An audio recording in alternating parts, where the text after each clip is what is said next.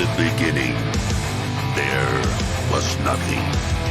And then there was the Drunken Peasants Podcast. I gotta get a witness. No! Say, man, you got a joint? No, not on me, man. I don't have facts to back this up. It'd be a lot cooler if you did. That's true. Sometimes I cry. Oh! Lick my butthole, he laughed. From the strangest corners of the internet, here to bring you opinions of the world from an altered perspective. Here are your hosts, the Drunken Peasants. Hello, everybody. Welcome to the Drunken Peasants Podcast. This is episode 1184. Doing it live, 1184. Back again. And I want to let everyone know, don't forget that we do a pre-show. It's available on the audio version of the show. You can find that in the description. It's right there. It says support our audio feed and get extra content. I just described a little bit of my Vancouver trip that I took over the last several days. Talked about a cool dinner that I had with Adam up there. It was a bougie kind of dinner. I'll admit it this time. Yeah. Usually I resent that stereotype. You can't hide from this one, Ben. Yeah, I can't. It did. It was fancy looking. But there was a birthday candle at the end of the meal, not to spoil. Yeah. So it was good. It was a good fancy boy, sweet boy birthday meal. Yeah. My birthday is less than a week away. It's on Sunday. So that's the best reason to get the tip train rolling. Also, there's another thing that I'm doing exclusively on the video version of our show that's on Spotify, which I also have linked in the description. Ooh. It's down below in the description. It says watch the video version of the show on Spotify. I will be posting tonight's episode on Spotify shortly after we're done here, streaming live. And that episode on Spotify exclusively will feature the world premiere of my version of the hobo rap that only Actual Mania fans got to see a few days ago. You guys will want to check that out if you're watching. I did a cover of Sex Twister's hobo rap. If you're watching this not live, run to Spotify, check and see, and while you're over there, follow the Spotify stream. You should. Or else I'm not running for president this year. Oh, God. Why would you want to? Because I have a 40-year advantage on Joseph Biden. Like you'll live for another 40 years and he won't? I'm 40 years younger than he is. Oh, yeah. True. That is true. That's a very accurate statement. When I run, I'll be like, do you guys really want to vote for somebody twice my age? What are you, sickos? Fuck sickos. Exactly. Like the stream, everybody. Liking the stream helps us out tremendously. We are going to... This happened while we were taking our little break, which sucks when cool stuff like this happens. Yeah. But there was... Because we kind of touched on Crowder and his divorce a little bit. Well, now his soon-to-be ex-wife leaked the security camera footage where he's being a douchebag. Yeah. And it's... I mean, I guess we'll see what it's all about. It's pretty cool stuff. I mean, it's cool that it got leaked. Let's check it out. Wow.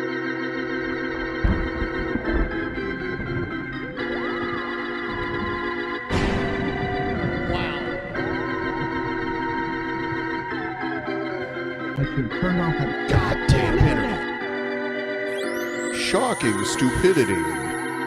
Oh, don't touch me. Don't touch me. TP, are they going to touch me? Oh, you're getting touched now, Ghazi. I guarantee it. Uh-oh. Oh, man.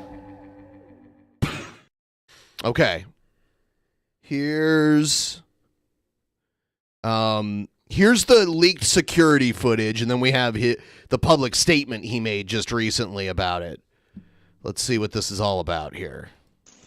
I drew a boundary. So you can see his wife's She's pregnant fat. belly. Oh, she's pregnant? Yeah. I drew a boundary. No, you just did it. I drew a boundary of abusive and cruel. You are not taking the car. Because if you refuse to do wifely things, then I will go pick up the groceries. So he's like, oh, you won't fulfill your wifely duties, and I might have to go pick up groceries because you're slacking. And then he's like, and that's why you can't take the car. They only have one car? Isn't this guy rich? Yeah, you only have one car when you want to keep control of your wife. This is the short leash method. Okay. He gives her a short leash so she can't go. And he has excuses and reasons to keep her at bay. If he's out, she can't go out on her own. You're not fulfilling your wifely duties. Steaks, wood pellets, my grill. I know it's an unreasonable request, but I'll go do it. How about you first? Hillary, how do you respect the men? How do you respect the men? How do men receive love and respect? No. How do the men How do you... No, you're not taking the car. You're not taking the You're car. not taking the car. Steven, You are not then I taking will ask someone to pick me up. Would you like me to ask? Oh, that's right. It's not a threat, Steven. Is that a threat? He's like, you're not taking the car. She's like, okay, I'll have somebody pick me up. Was that a threat? It's not really a threat. It's her Get an saying, Uber. It's her saying she's going to leave. Okay, Steven, I can't. Feeling some constraints? Steven. Like, I can't Steven. go. Listen to me. Listen to me. You want to walk out right now? Listen to me. I can't go to the gym. I can't go to my parents. You can get an Uber. Wow, he's so focused on himself. Of course, he's the one making all the money. She's just here making his little shithead babies. I can't call my friends. I can't go. I can't be home. You're going to take the car and leave me here. Hillary, just think of how boxed in you've made me. What do you... But he's keeping her from being able to leave when she Look how wants to. boxed in you've made You're me. boxed in the By- way I won't let you leave. By taking the car. This is manipulation. This is psychotic manipulation. Maybe not psychotic, but it is manipulation. It's crazy how like big and pregnant she is too. She's got Like, twins in there, I think, and right? he's- Didn't they have twins? Oh, I have no idea. Maybe. It's just crazy. Like, with her in that condition, you'd think he'd be wanting to take care of her. And Jess Bro in the chat says he's an alpha. His needs come first. If he was an alpha, he wouldn't have to do this beta shit to try and get his needs met. That's the difference. Anybody who claims they're a fucking alpha and does beta shit is not an alpha. This is beta. This is little dick shit. If he was the man that most conservative traditional men think they are, she would be crawling with that pregnant belly to his feet to kiss them and say, no, sir, I'm going to go do my wifely duties right now. He wouldn't have to remind her. He's a little bitch, but he's a little bitch, though. You need me to pick up. I'll get it. I'll be back when I'm back. No, that doesn't work either. You'll be back when you're back. That doesn't work either. Do you understand the difference between my life being set to the second and you going, I'll be back when I'm back? Steven. Do you understand my life being set to the second? Yeah. What does that mean? I would understand that. Except that you're lounging around in your fucking socks right now. Did you plan out lounge and bitch to your wife, or is she running you into overtime right now? he just wants to sit by the pool and know that in case he needs to pick up charcoal pellets for his grill. You never know. You never know what you need. The only way out of this is discipline and respect. It's the only way out of it, or we're at an impasse. We are at an impasse. Good. We are at an impasse, she says. Yeah. There you go. You throw your hand. You give up so easily. I don't give up, Steven. Hillary, you give up so easily. I just said the only way out of this is discipline and respect. You said, then we're at an impasse. Steven, no, we are at an impasse. Okay? He said they were at an impasse, and she agreed with him, but for different reasons. And then he said, you give up so easily. She's like, no, motherfucker. You called it what it was, and from your perspective, you were right about my perspective. It's just we're looking at two different perspectives. We are at a fucking impasse. You're a miserable person. I thought it would be great to marry a promising multimillionaire, and I realized he's a stingy bitch that won't even buy 2 cars. You got to get charcoal, motherfucker. Get Uber, deliver it to you. Have him drop it off at the gate. Steven, he's sick. Watch it. He's sick. He's like, watch it. Watch it. Watch it. Fucking watch it. I'm gonna let go. I'll get what you need me to get. And I need some space. You need to just stop engaging. And honestly, what's going on here, you see that dog in the background? Yes. Steven Crowder is a closeted homosexual. He's talked multiple times about his bi-curious thoughts. He's admitted to having bisexual thoughts. His dad is an overbearing, controlling person. He manages Crowder. His dad was who he was using to get out of the Sam Cedar debate that H3H3 sprung on him. His dad is his producer for his show. He's under his dad's thumb. He's a daddy's boy, and his daddy's boy is a little whooped boy that is afraid to come out of the closet because he doesn't want to bring his dad down. So what he does is he stays. He gets he gets a beautiful wife, whatever, and then he treats her like that dog down there. He beats her down. He disciplines. He tells her what to do because that's the only control he really has. He's under his dad's thumb in his professional career. Always has been. His dad was in TV and everything. Got him into Arthur. Got him into Arthur. His dad's been he's been his dad's little soldier. His dad's little soldier, and he's never had any freedom. And this is the freedom he has, is discipline and respect to his wife, who has now left him. And when she left him, what did he say? He said, in the state of Texas, you could just leave somebody without the other party confirm or wanting them to. I didn't want her to leave me. I wish I could control her and keep her here. But I guess in Texas, you're allowed to just leave your husband, even if he doesn't want you to leave. I'm pretty sure that's most states, if not all. Of course. Yeah. I think there's like 19 states that don't. It's close. It's close to... It's ridiculously close to how half of the states you have to go through a little more loopholes to get through that. But in his mind, this has always been about discipline and respect and control from his wife, because that's the only discipline and respect and control he truly has. His father doesn't respect him unless he's giving his father what he wants. He's on an even shorter leash with his dad than she is on with him, and that lack of car. And if she's leaving with those two kids have a future of being happy and not getting into another circular spiral of papa pleasing. I love you. I love you very much. I don't love you. That's the big problem. Wow. I've never received love from you, and the fact is, when I go, look, I need you to do A, B, C, and D, you just be disciplined about it, you go, no, but I love you more than life itself. Okay, put on some gloves. No, but I love you more than life itself. That's not fair. That's not fair, and it's disingenuous. Hillary, you're right, we're at an impasse. Become someone that's unique, day in and day out, worthy of a wife. No, not as a wife. I didn't say as a wife. Hillary, come on now. I'm not going to engage. I'm not going to engage anymore. I'm not going to engage. I'll get text me what you need. I'll get you what you need. I love you. I'm committed to you.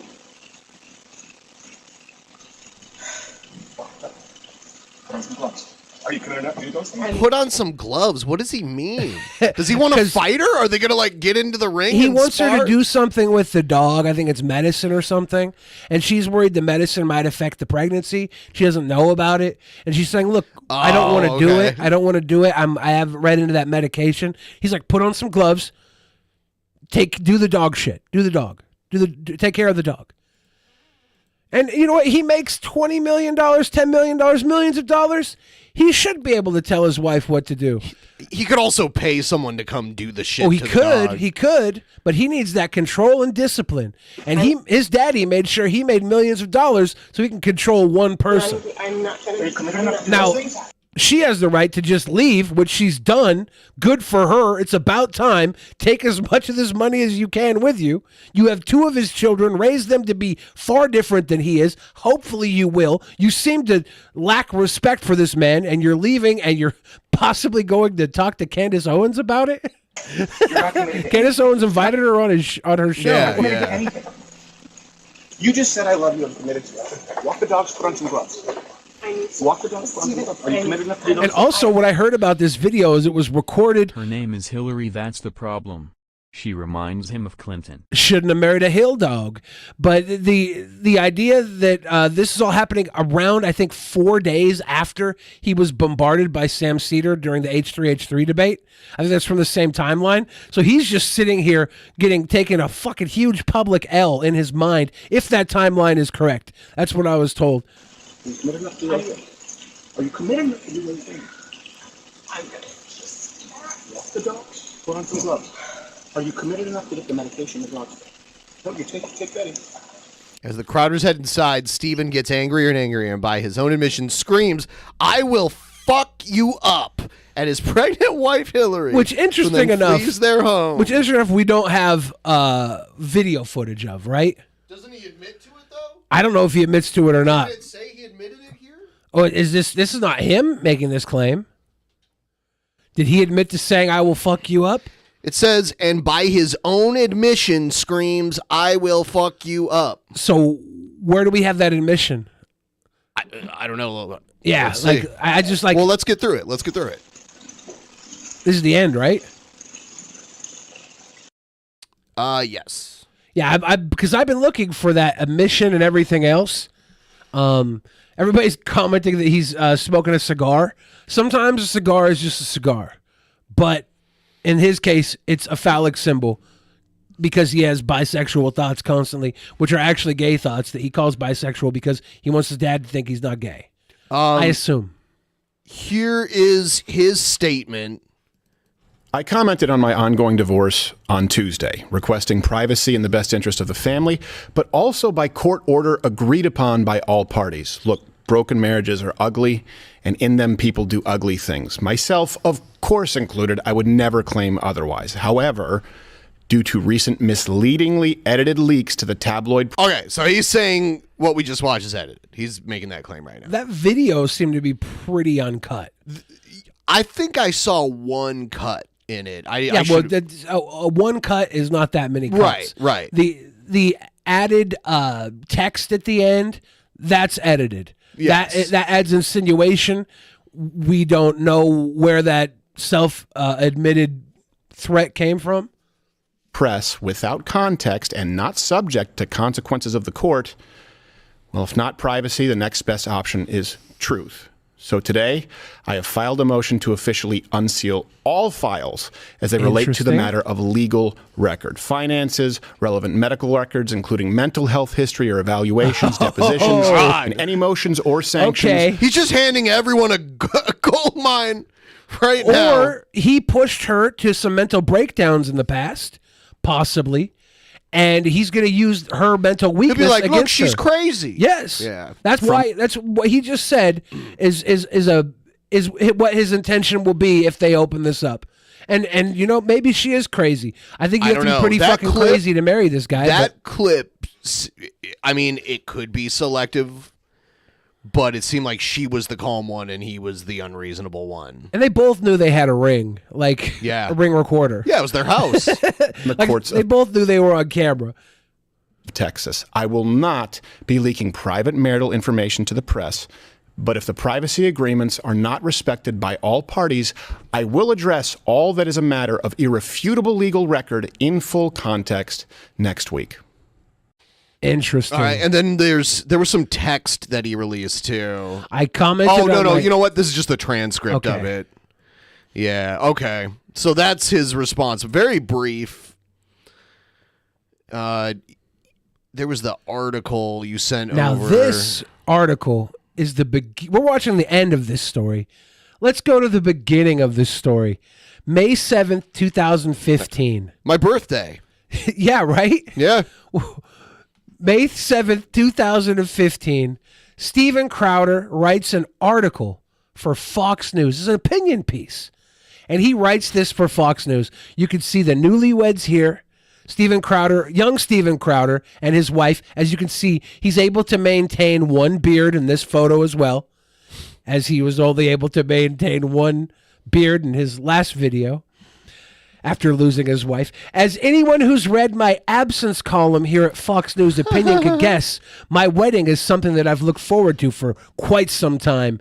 Never having tied the knot at the end of after having tied the knot at the end of August, I can now say beyond all shadow of a doubt that it was everything I'd hoped and prayed that it would be since childhood. I'd also prayed to be bitten by a radioactive spider and develop sticky hands, but I was an idiot. I'm pretty sure you probably developed some sticky hands as a kid. Pretty sure you were jerking your little ween.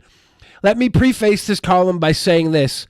My wife, I have to get used to saying that, not anymore, and I not only waited sexually in every way, no, we didn't pull the Bill Clinton and technically avoid sex, but we didn't shack up as live-ins, and most importantly, we courted each other in other way that was consistent with our publicly professed values.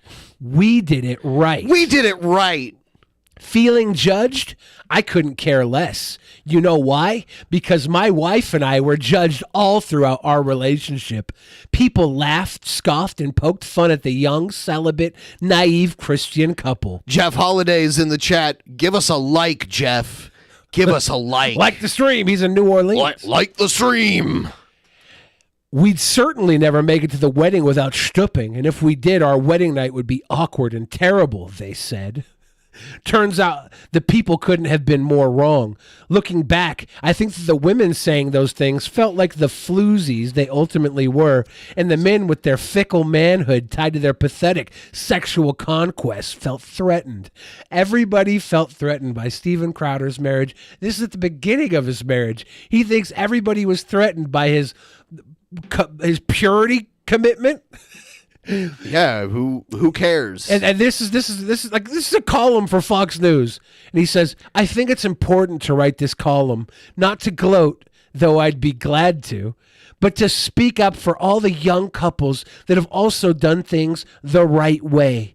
When people do marriage right, they don't complain so much. And so their voices are silenced by the rabble of promiscuous charlatans, peddling their pathetic worldview as progressive. Our wedding was perfect. Our wedding night was nothing short of amazing. I write this on a plane heading into a tropical paradise with the most beautiful woman to have walked the planet Earth. I know everybody says their bride was the most beautiful in the world. They're wrong. I win. Well, I'll tell you what, Steven Crowder, you're really making this sound like a competition. Yeah, and I can't believe... Even without knowing what was to come, I can't believe he wrote this and published this. This what is a really smarmy cringy. prick. What a smarmy little cringe prick. They're wrong. I win. Well, we're going to have to put up your score, okay? You're coming shy of you're just over about 8 years. 8 years of marriage. How does that rack up to most marriages? Let's see where this score on this perfect marriage goes. Something tells me you're not getting a B+. You're not getting an A. I'd like to tell you a story of our morning after, however, one that transpired into one of the most glaring epiphanies I'd ever had. As my wife, again, still not used to that, don't worry. Shut up! Who cares? Don't worry, Crowder. You don't have to use that term anymore. As my wife and I ate breakfast at a local inn, we discussed how excited we were to start the rest of our lives together, how scary it was that everything was now so different. At the same time, we overheard the table next to us discussing their very own wedding from the prior night. What a coincidence. The thing is, nothing's really changed, the bride said. Puzzled, that was the bride. Puzzled, my wife asked, did you get married last night too? So did we. Congratulations, the other dame said. Yeah, we did just last night. Where's the groom? My wife innocently naively asked. Oh, he's sleeping. There was no way he was coming out with me this morning. She paused and smirked. Let's just say that he's got a lingering headache from a really good time last night. My heart sank. Firstly, that poor schmuck's good time was simply getting snookered, not enjoying the company of close family and long-lost friends with a clear head and clean conscience. He does not really feel this way. He is virtue signaling so through hard. the fucking roof. Yeah. Not staring in awe at his beautiful new wife. Well, my screen just went to sleep. Okay, where we go? Not staring in awe at his beautiful new wife, wanting to soak in every glimmer of her eyes as she shot him heart-racing looks from across the dance floor, not taking all of the cheesy pictures as they cut the cake, not even carrying her across that sweet threshold as they nervously anticipated their nightcap. He probably won't remember any of it. Instead, he got smashed. He was that guy at his own freaking wedding. He writes, Steven fucking Crowder, the perfect husband, writes, Yeah. Then I realized something. Our wedding was truly a once-in-a-lifetime event. It was a God's honest celebration of two completely... I just want to say, he sounds really gay. It was a God's honest celebration of two completely separate lives. He should have been a wedding planner or something. There are a lot of gay guys. That's what I'm do saying. Really well at that. That's what I'm saying. He's talking about this wedding like he should be a wedding planner. It was a God's honest celebration of two completely separate lives now becoming one. Physically, emotionally, financially, and spiritually. Everything that made us who we were individually was becoming what bonded us together. Well, let's see how that financial split adds up. Our family traveled from far and wide to celebrate the decision of two young people to truly commit themselves to each other and selflessly give themselves to one another in a way they never had before that night. The people next to us that morning, well, theirs was just one big party, and the morning after, just another hangover. Our weddings were the same event in name only. They know it, and we know it. Do yours the right way. If you're young and wondering whether you should wait, whether you should just give in, become a live-in harlot mimbo, and do it the world's way, if you're wondering whether all of the mocking, the ridicule, the incredible difficulty of saving yourself for your spouse is worth it, let me tell you without a doubt that it is. Your wedding can be the most memorable day and night of your life, or just another party. Oops. Did I just make a judgment? You're darn right I did. Wow. So I want everybody... What a piece of shit. I want everybody, all these fucking Crowder simps, they're like, oh, he's going through a hard time. Don't judge him. Don't judge him. This motherfucker started this marriage off on judgment. He asked for it. He sowed his oats. This is karma kicking him in the fucking dick. And I'll tell you what. You darn right I did. All of this was a great experience for his wife. Now she knows what not to look for the next time most around. Self-righteous, narcissistic, sanctimonious bollocks I have ever Right? heard. Right? Bollocks is the best word to use for it. He is so full of his own stink, and guess what? The state of Texas will not let him stay married with his wife against her own wishes. That poor, poor man. All you Crowder simps that are watching right now want to defend him in the comments, give us the best you got. He wants the government to like force someone to be married to him. That's insane. I mean, there are some states where you can get away with that's it. insane. And especially like he's a conservative, so isn't he against like big government? Isn't that like the epitome of big government? It seems to be that way, but Yeah. they always want the government on their side.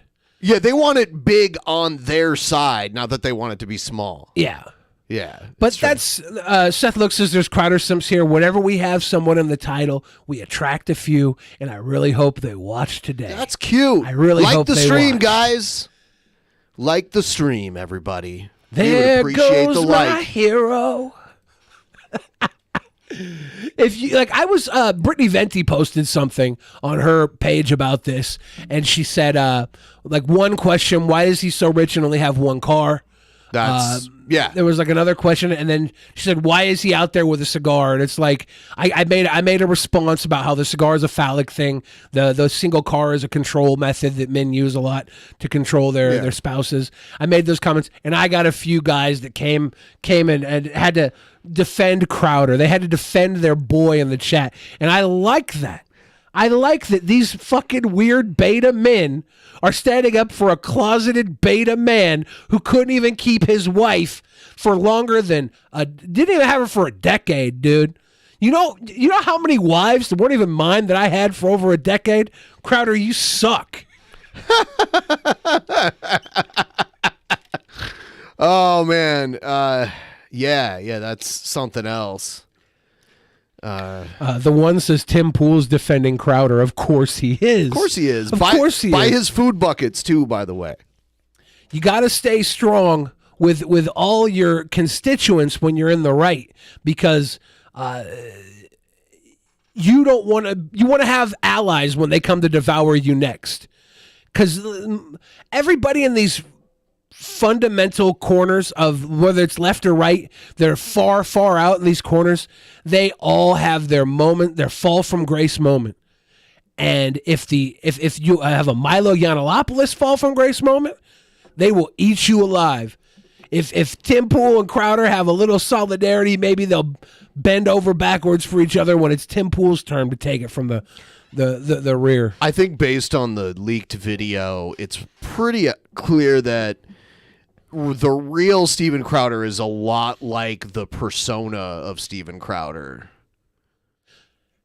You mean like the public bullying people in a weaker position than him? Going to a college campus well prepared to talk to kids who have barely any idea what their future will hold. Attacking old guys that are in unions. Right? Like when their backs are turned to him. Writing a marriage piece about your perfect marriage and not having a perfect marriage. Everybody's saying, well, we don't see the whole clip. There could be other clips of her. She could have deserved that. It's like, yeah, she could have, But I will tell you this, as a man, you should never have a moment where you look that fucking weak demanding anything. That is pathetic. If you want to be the alpha Chad, if you want to be the trad fucking male, if you want to be that top tier man, if you want to be the top G, you shouldn't be caught on camera doing bitch moves. When he was like, put some gloves on, I had this crazy image in my head that he has like an MMA cage somewhere on his property, and when she gets out of line, she's got to put some fucking gloves on. He was going to belly box her? Do a couple minutes with him. He was going to baby box those little kids? That's what I thought was going on. I'm like, no! He was like, put some gloves on. Put some gloves on. Yeah, he was just telling her to put gloves on to feed the dog his medication. Yeah. I was like, whoa. Yeah, Walnut Snake in the pleb chat says Steven Crowder is so alpha that he has to carry a gun in his studio. He's definitely not a sissy. He wears it. That's like it's another fashion. signal. Another signal. He's signaling. He's a strong man with a gun. Dude, you're everything about you is a cover-up for who you really are. Do you hear that? But it's obvious who he really is. He said it in moments of weakness. Choo-choo. Do you hear that train? The tip train. Tip train. Mr. Captain Stacks, he pulled a Mike Perry. I don't know who Mike Perry is. But if he's anything like that, I don't think I like the guy. If Steven was alpha, he would only care about chowder.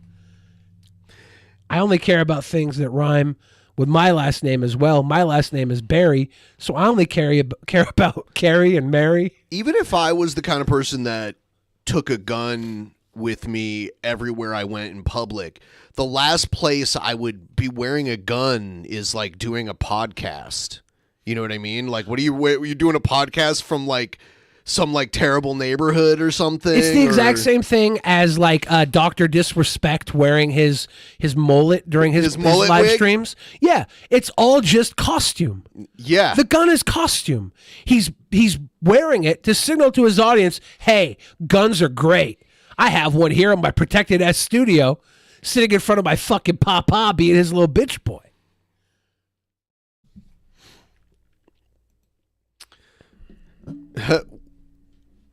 Anthony Cumia called Crowder a piece of shit.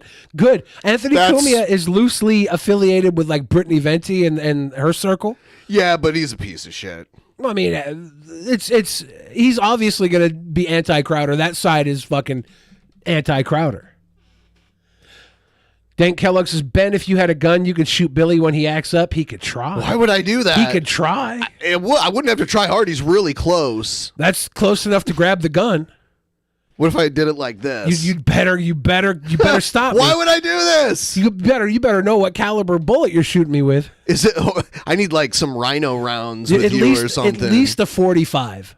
So I think I need a 50 cal. I would. But then I gotta recommend clean everything up.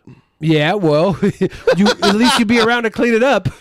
If you hit me with a 9mm bullet, I would walk right over to you, take that gun, and there would be a sexual assault with the pistol. Oh my God. With the pistol, Ben. With the pistol. Why would I So do make that? sure you don't shoot me with a 9mm. Okay. I will make sure. If Ben ever goes postal, I'm fucked. I just gave him all the secrets.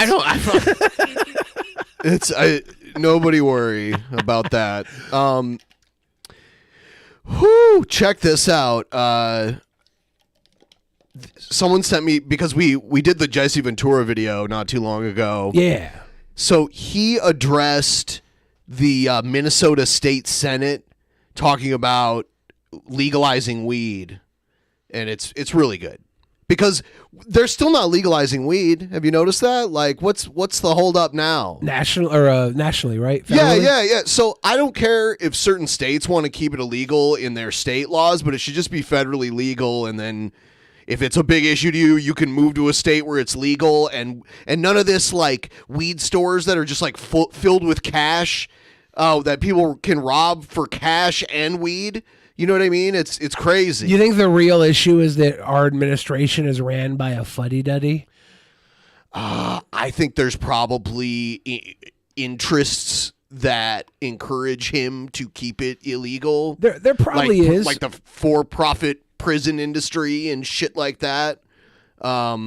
That would be a big indication. I think that Big Tobacco is ready for the change. Yelling at his super young girlfriend, that's much, much worse than this crowd are on, so I don't know what room any has to talk. Yeah, I haven't seen that video. I was sent that. We just didn't have time to get to it. It was when we had Asterios on. Someone sent me that. Interesting. So here's the Jesse Ventura video. I'm here because I started this. And as governor, I believed in hemp and cannabis back then. I believe in it even more now. And I want to be here. I'm still alive. I'm still kicking. And I want to be here when this passes into law. Because this is accumulation of a vision that I had over 20 years ago. And now it's coming to, hopefully, fruition, whatever the word is, it's going to happen, hopefully. But I want to tell you two stories why I'm so passionate. An hour and a half later. Cannabis and hemp, and I please. No, this video is only 7 minutes long. Listen to them. First story is this: cannabis saved my life. Let me sink that in. Not me personally, but the 38th First Lady of Minnesota. And if I get choked up a little, bear with me. It was about 10 years ago. First Lady Terry Ventura started suffering from late-stage seizures, late-in-life seizures. She was seizing 2 to 3 times a week. And these were the type of seizures where you can't do anything but comfort the person, make sure they're breathing, make sure they're not swallowing their tongue, everything like that. Our life was over. We went to the doctors. They put her on 4 different seizure medicines. First 1 did not work. First 2 did not work. Third. He speaks in such simple words. Yeah, but he stretches them out. Yeah. It's like everything. He's like, let me say that again. No, save my life. And by my life, I mean, let me say something I can say very consistently and concise, but stretch it out so long. Yeah. The story he's telling about his wife with a seizure. I had a friend who had a wife, and she had terrible seizures. And when they started getting medical weed here in Washington State, she started taking it, and she was driving and everything, and she was back to life. Yeah. It's crazy how much it works like right away. 1 did not work. 4th one did not work. All had bad side effects. In desperation, we broke the law. We drove to Colorado. I have friends there that I met in my home in Mexico, and when we got there, my wife seized in the hotel the night before we got there. He did say before we got there, my night. Yeah, so it was kind of confusing. There, but he just stretches everything. Our friends He'll stretch you. He might. And they had the ability. They bought pop him in his gilly gopper. 3 drops under the tongue, right? My wife took the first 3 drops under the tongue and has not had a seizure since. None. Marijuana, cannabis stopped the seizures. Not our medicine. Now what did we face? I had to break the law. My friends had to send it to me in Minnesota. Well, I kind of took the attitude of Dirty Harry Callahan when I said, well, then the law's wrong because I'm putting my wife ahead of Minnesota law. And I'll admit that today. I did. It'd be great if they just came in and arrested him right now. No. They'd be like, okay, you just admitted to a crime. We're taking you in. So we got what we needed. Minnesota finally legalized, quote, medical. My wife qualified immediately, got it. But you know what the story is then? Because we're so restrictive, and that's what you're here to change today, hopefully, because it's so restrictive, it costs me $600 a month to keep my wife seizure-free. Insurance won't pay for it. Nobody will pay for what works. They'll pay for what... That is crazy, too. If that's the medication that is proven to work, but your insurance won't cover any of it, that is so fucking wrong. Well, you have to look at the way that this great country pause runs. game, by the way. Little smooches. Smooch Jesse. Everybody watching at home, kiss Ben, kiss me, kiss Jesse right now. Kiss Jesse. He needs a kiss. Kiss the screen. Those watching at home, you can get Jen, you can get Ben, Jesse, and myself. Just 1, 2, 3. A little triad of kisses. Go. Won't work, but they won't pay for what worked. And today, my wife, it's now, because you've expanded, it's down to $300 a month now. If it was Colorado, it would be $50 a month. Damn, she ain't even blazing like Because in that. the spirit of true capitalism, when I don't even think I think the stuff she takes isn't even... Tincture? Well, I don't think it has THC in it. I think it's all CBD. So she could just get it mailed in? They were doing it illegally at first. Like in Colorado, and now now it's medical, but their insurance doesn't cover any of it because it's illegal in the state.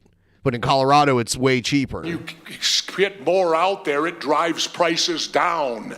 That's what capitalism's supposed to do. Drive prices down. Yeah, The way right? you're set up today, you got a monopoly.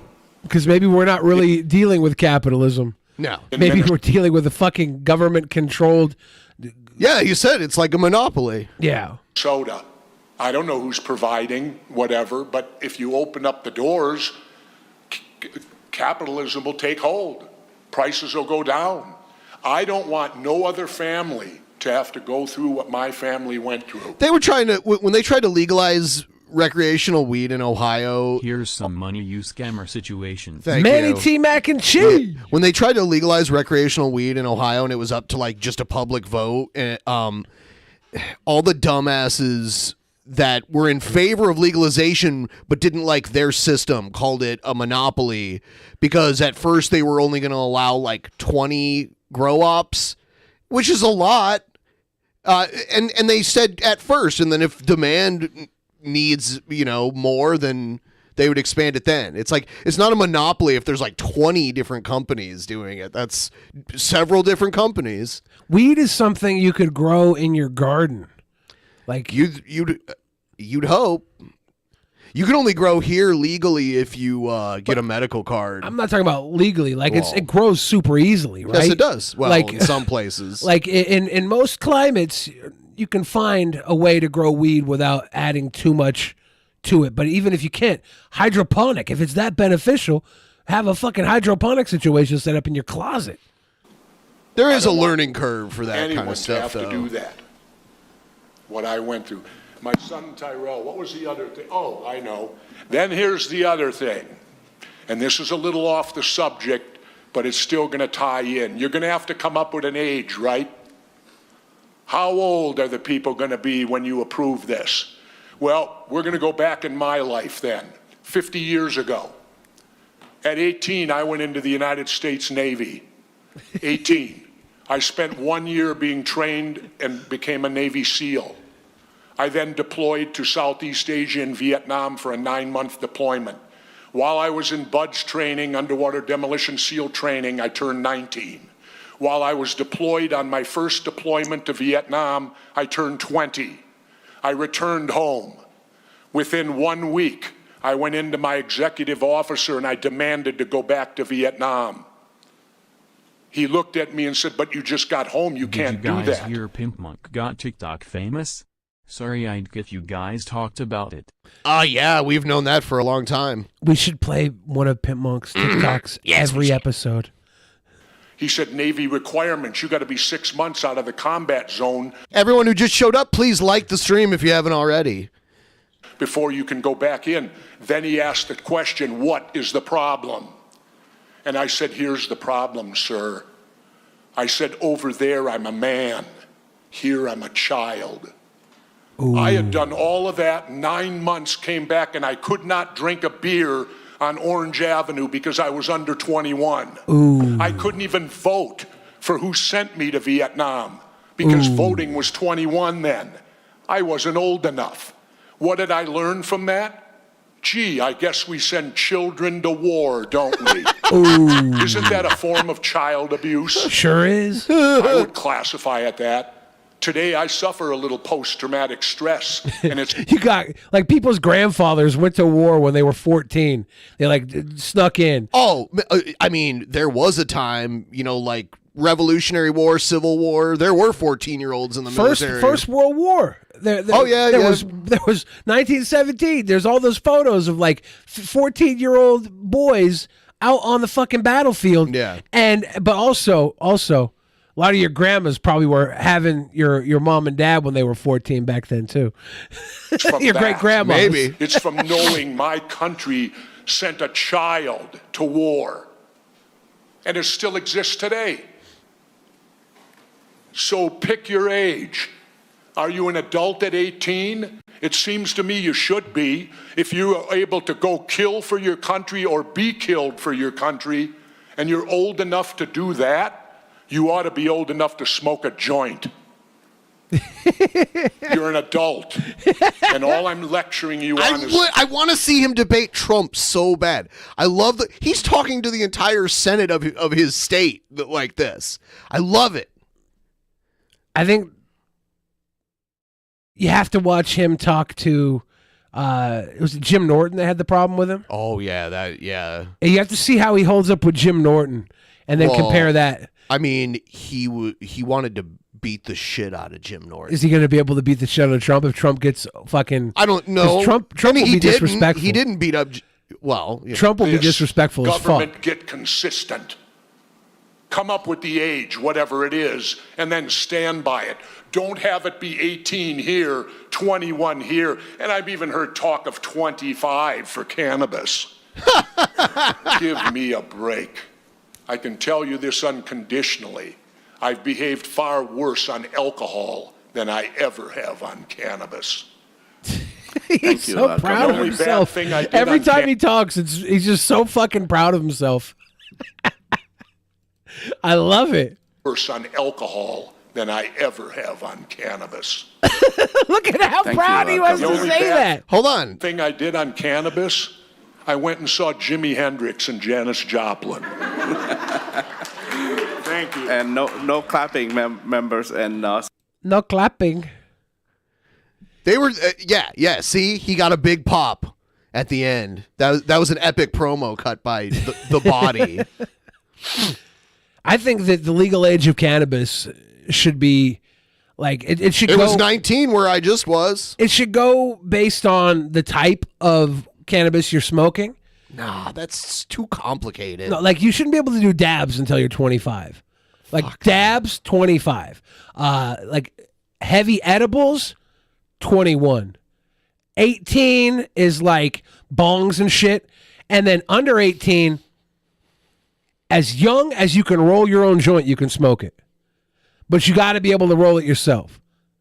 I don't want to see you smoke a fucking weak-ass little joint. You better be able to roll a good-ass joint. And no matter how old you are, if you rolled it yourself, you could smoke that fucking thing. I think that's fair.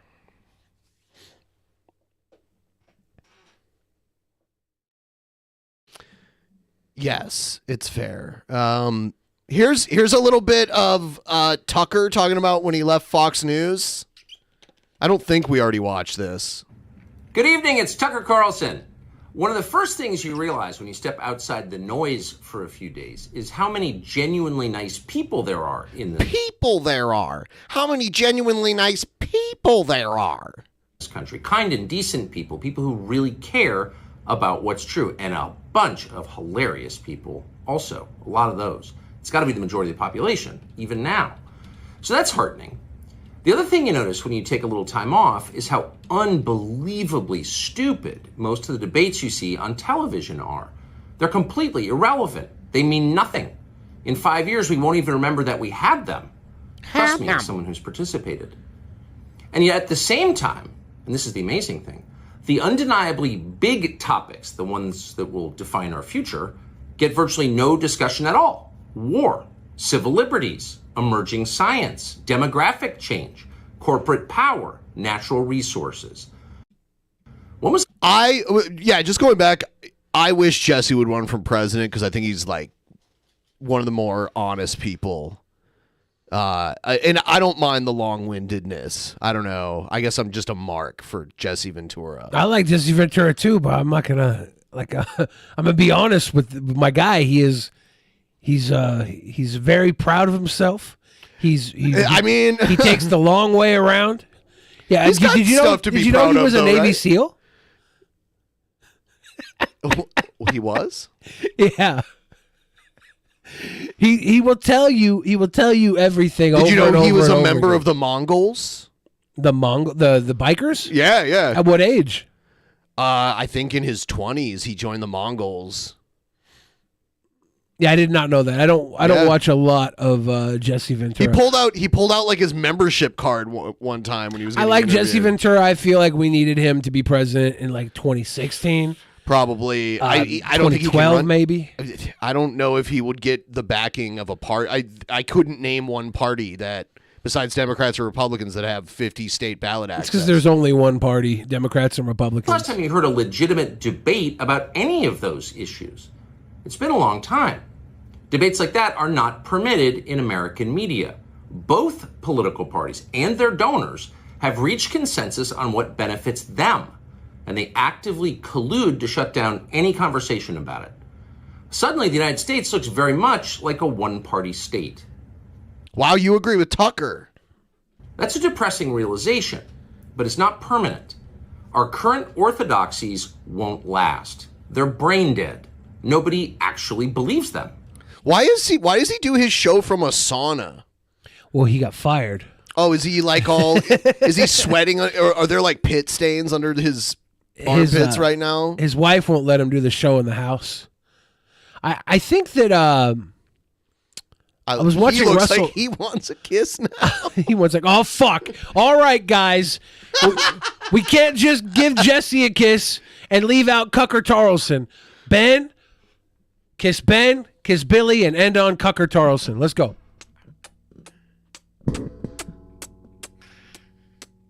There you go. There you go. Hardly anyone's life is improved by them. This moment is too inherently ridiculous to continue, and so it won't. The people in charge. Chevy says this is the home studio that Fox News paid for. It looks like a sauna. COVID.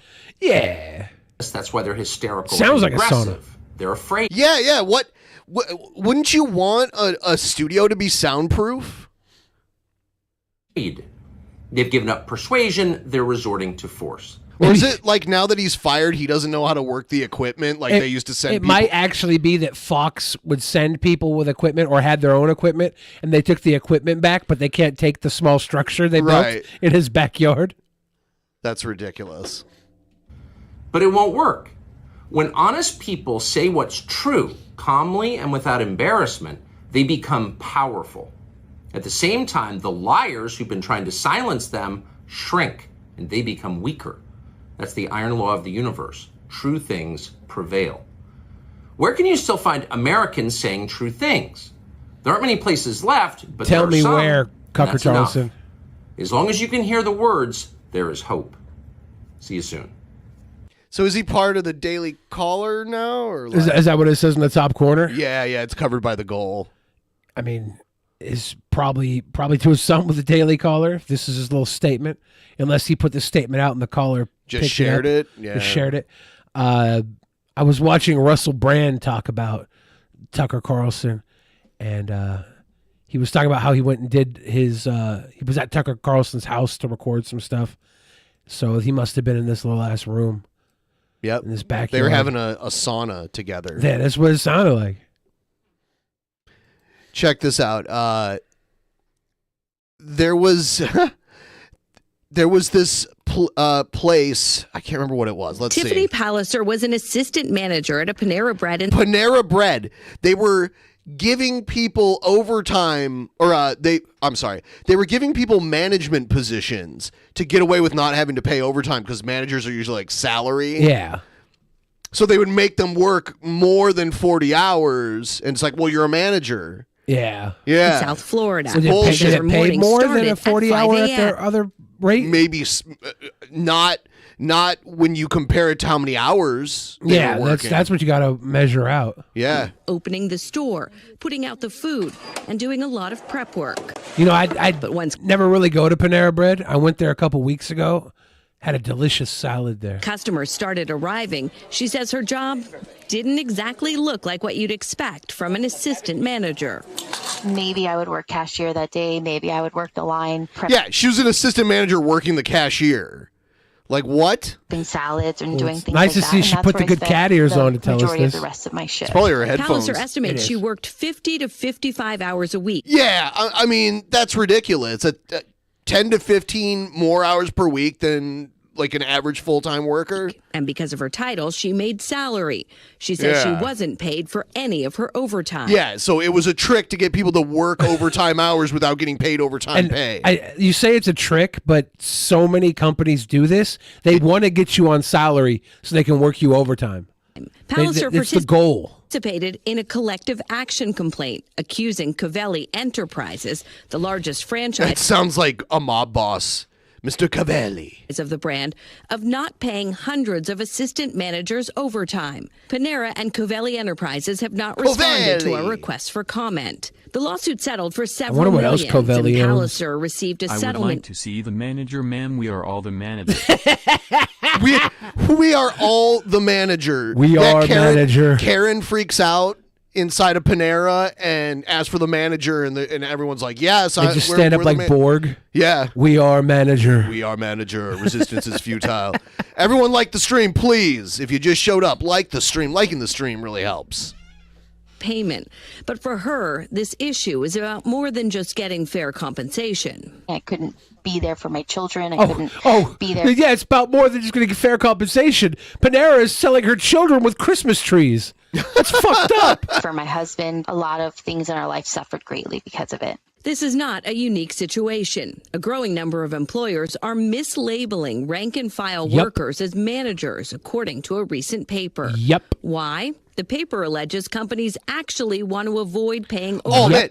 man, yeah. There was an overtime scandal at Walmart years ago, maybe even like 20 years ago, where they were like telling employees to like round down like the hours that they work, just in case like they accidentally worked overtime, and they were like telling them to lie on their time cards basically, and then they got in trouble for that. So now, or at least after that happened for a while, people who worked at Walmart that accidentally worked overtime like got in trouble. Yeah, they'll lay you off. Yeah. For if you come too close to overtime. Yeah. The whole system is all fucky.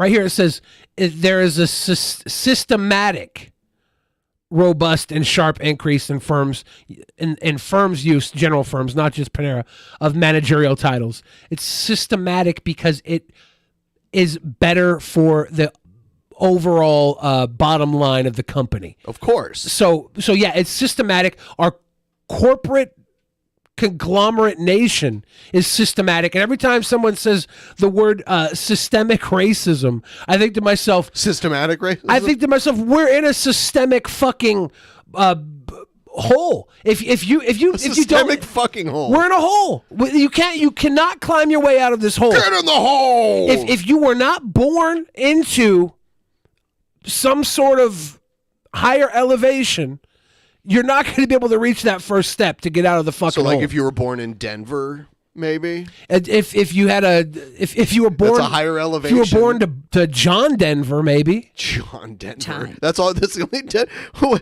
You should have just did Denver, the Last Dinosaur. Did he have any kids? He had kids hang out with him on the show.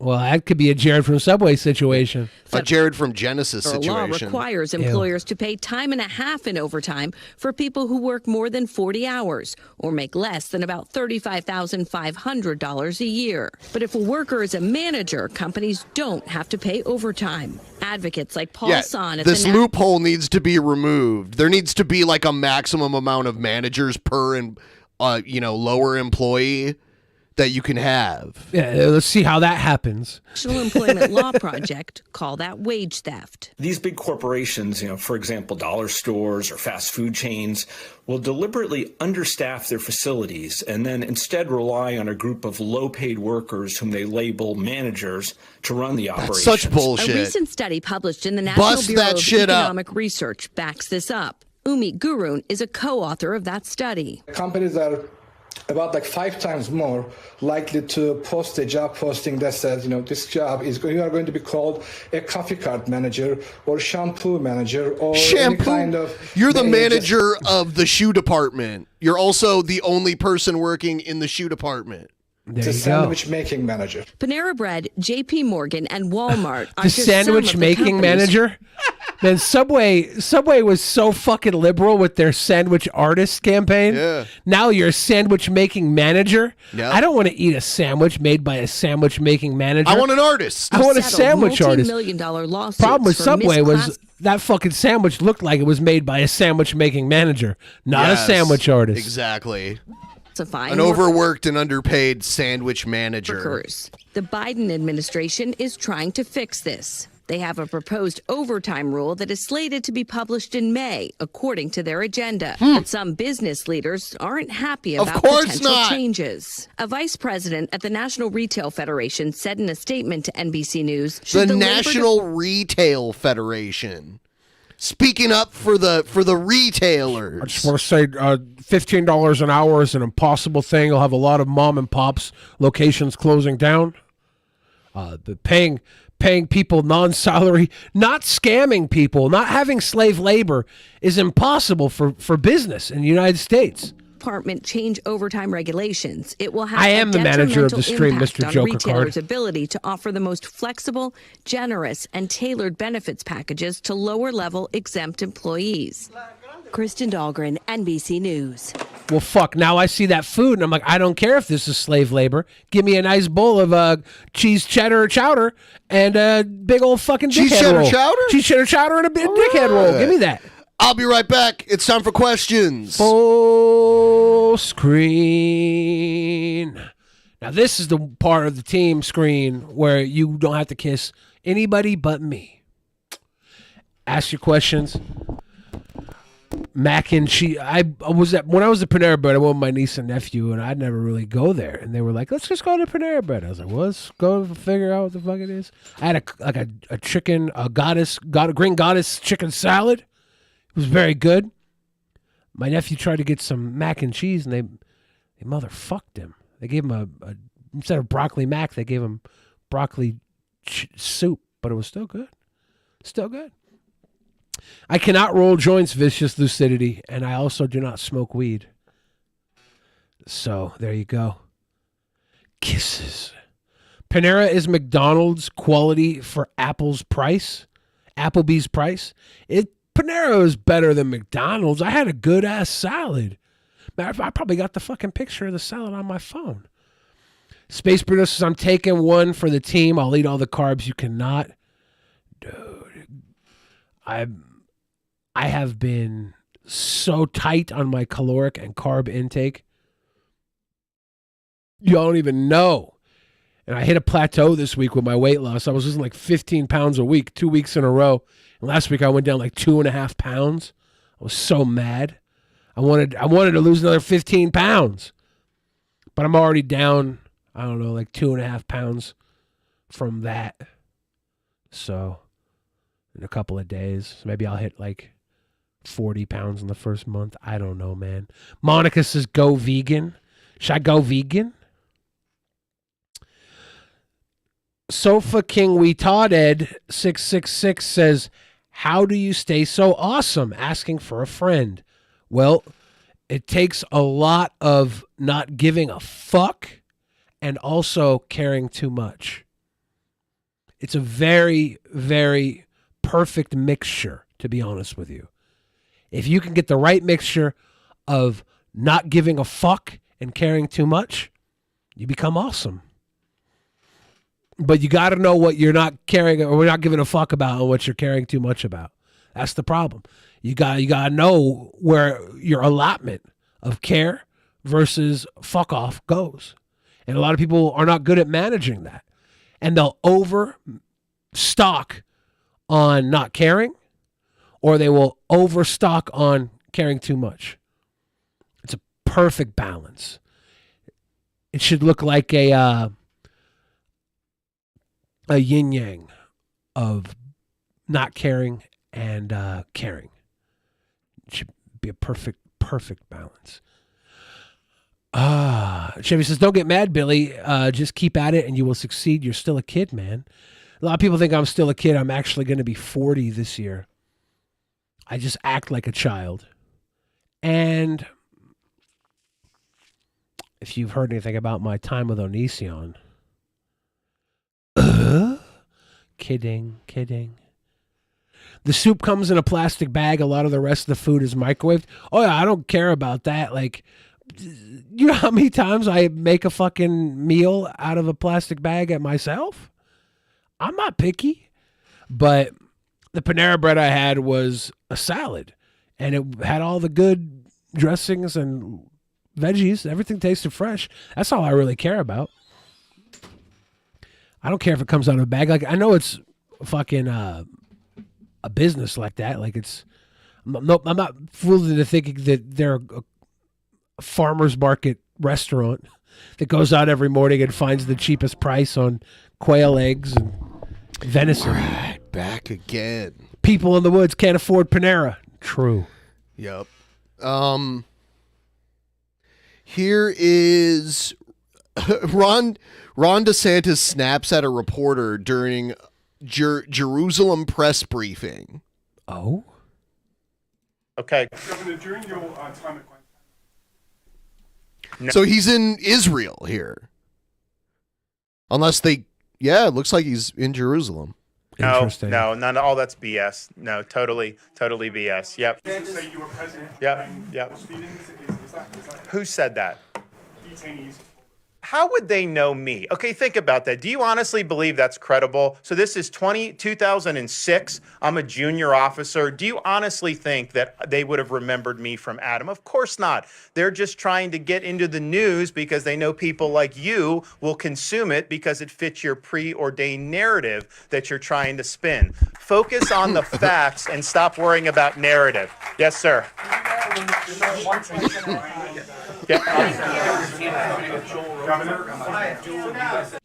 And then he just went crazy. And I just wanted to ask you two questions. One. Let's check out.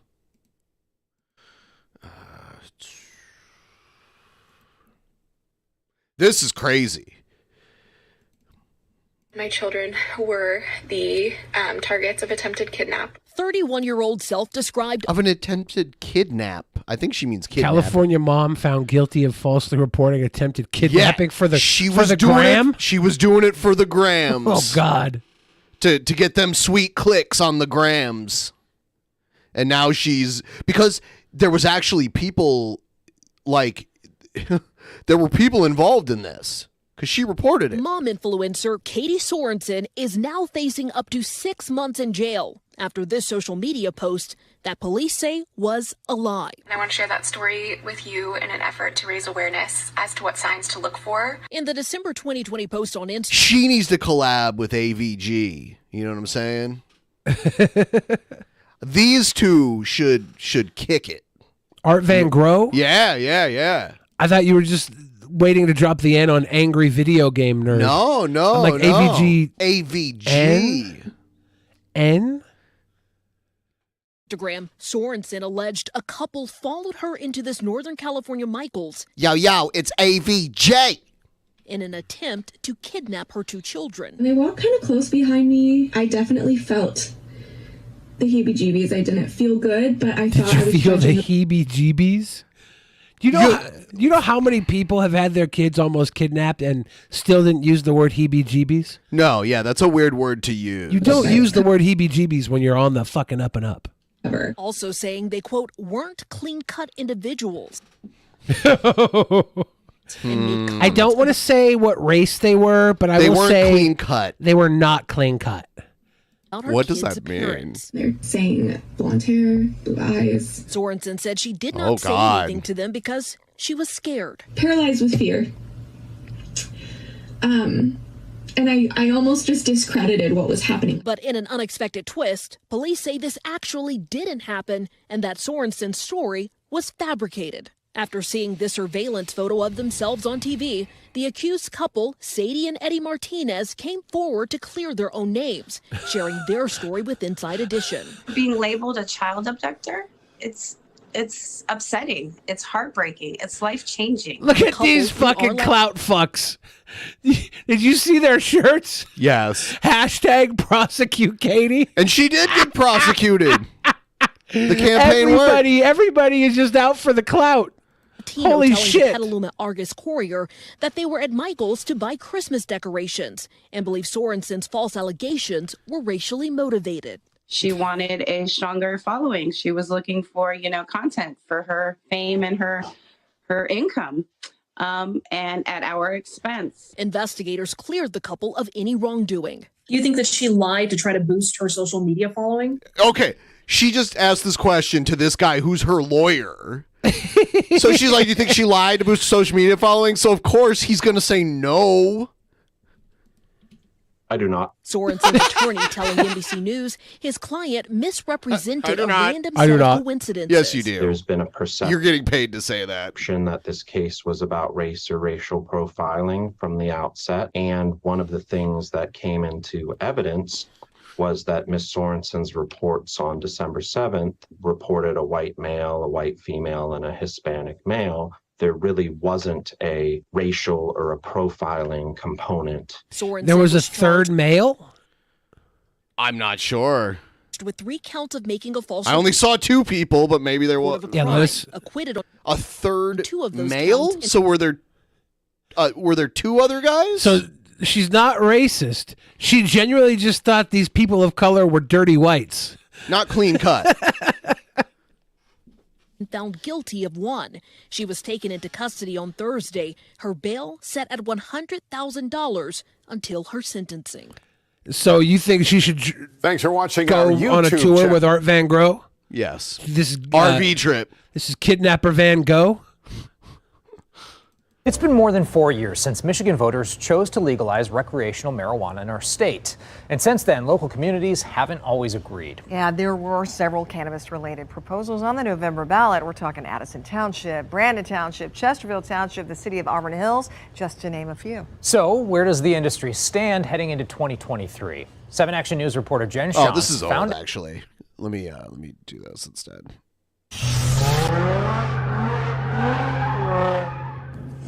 Some neighbors woke up to this right outside of their doors early this morning. Several cars meet up in South Suburban Hometown, that's near Oak Lawn, causing chaos. Tonight, Hometown police are calling this an illegal street. Wouldn't it be crazy to live in hometown? My hometown.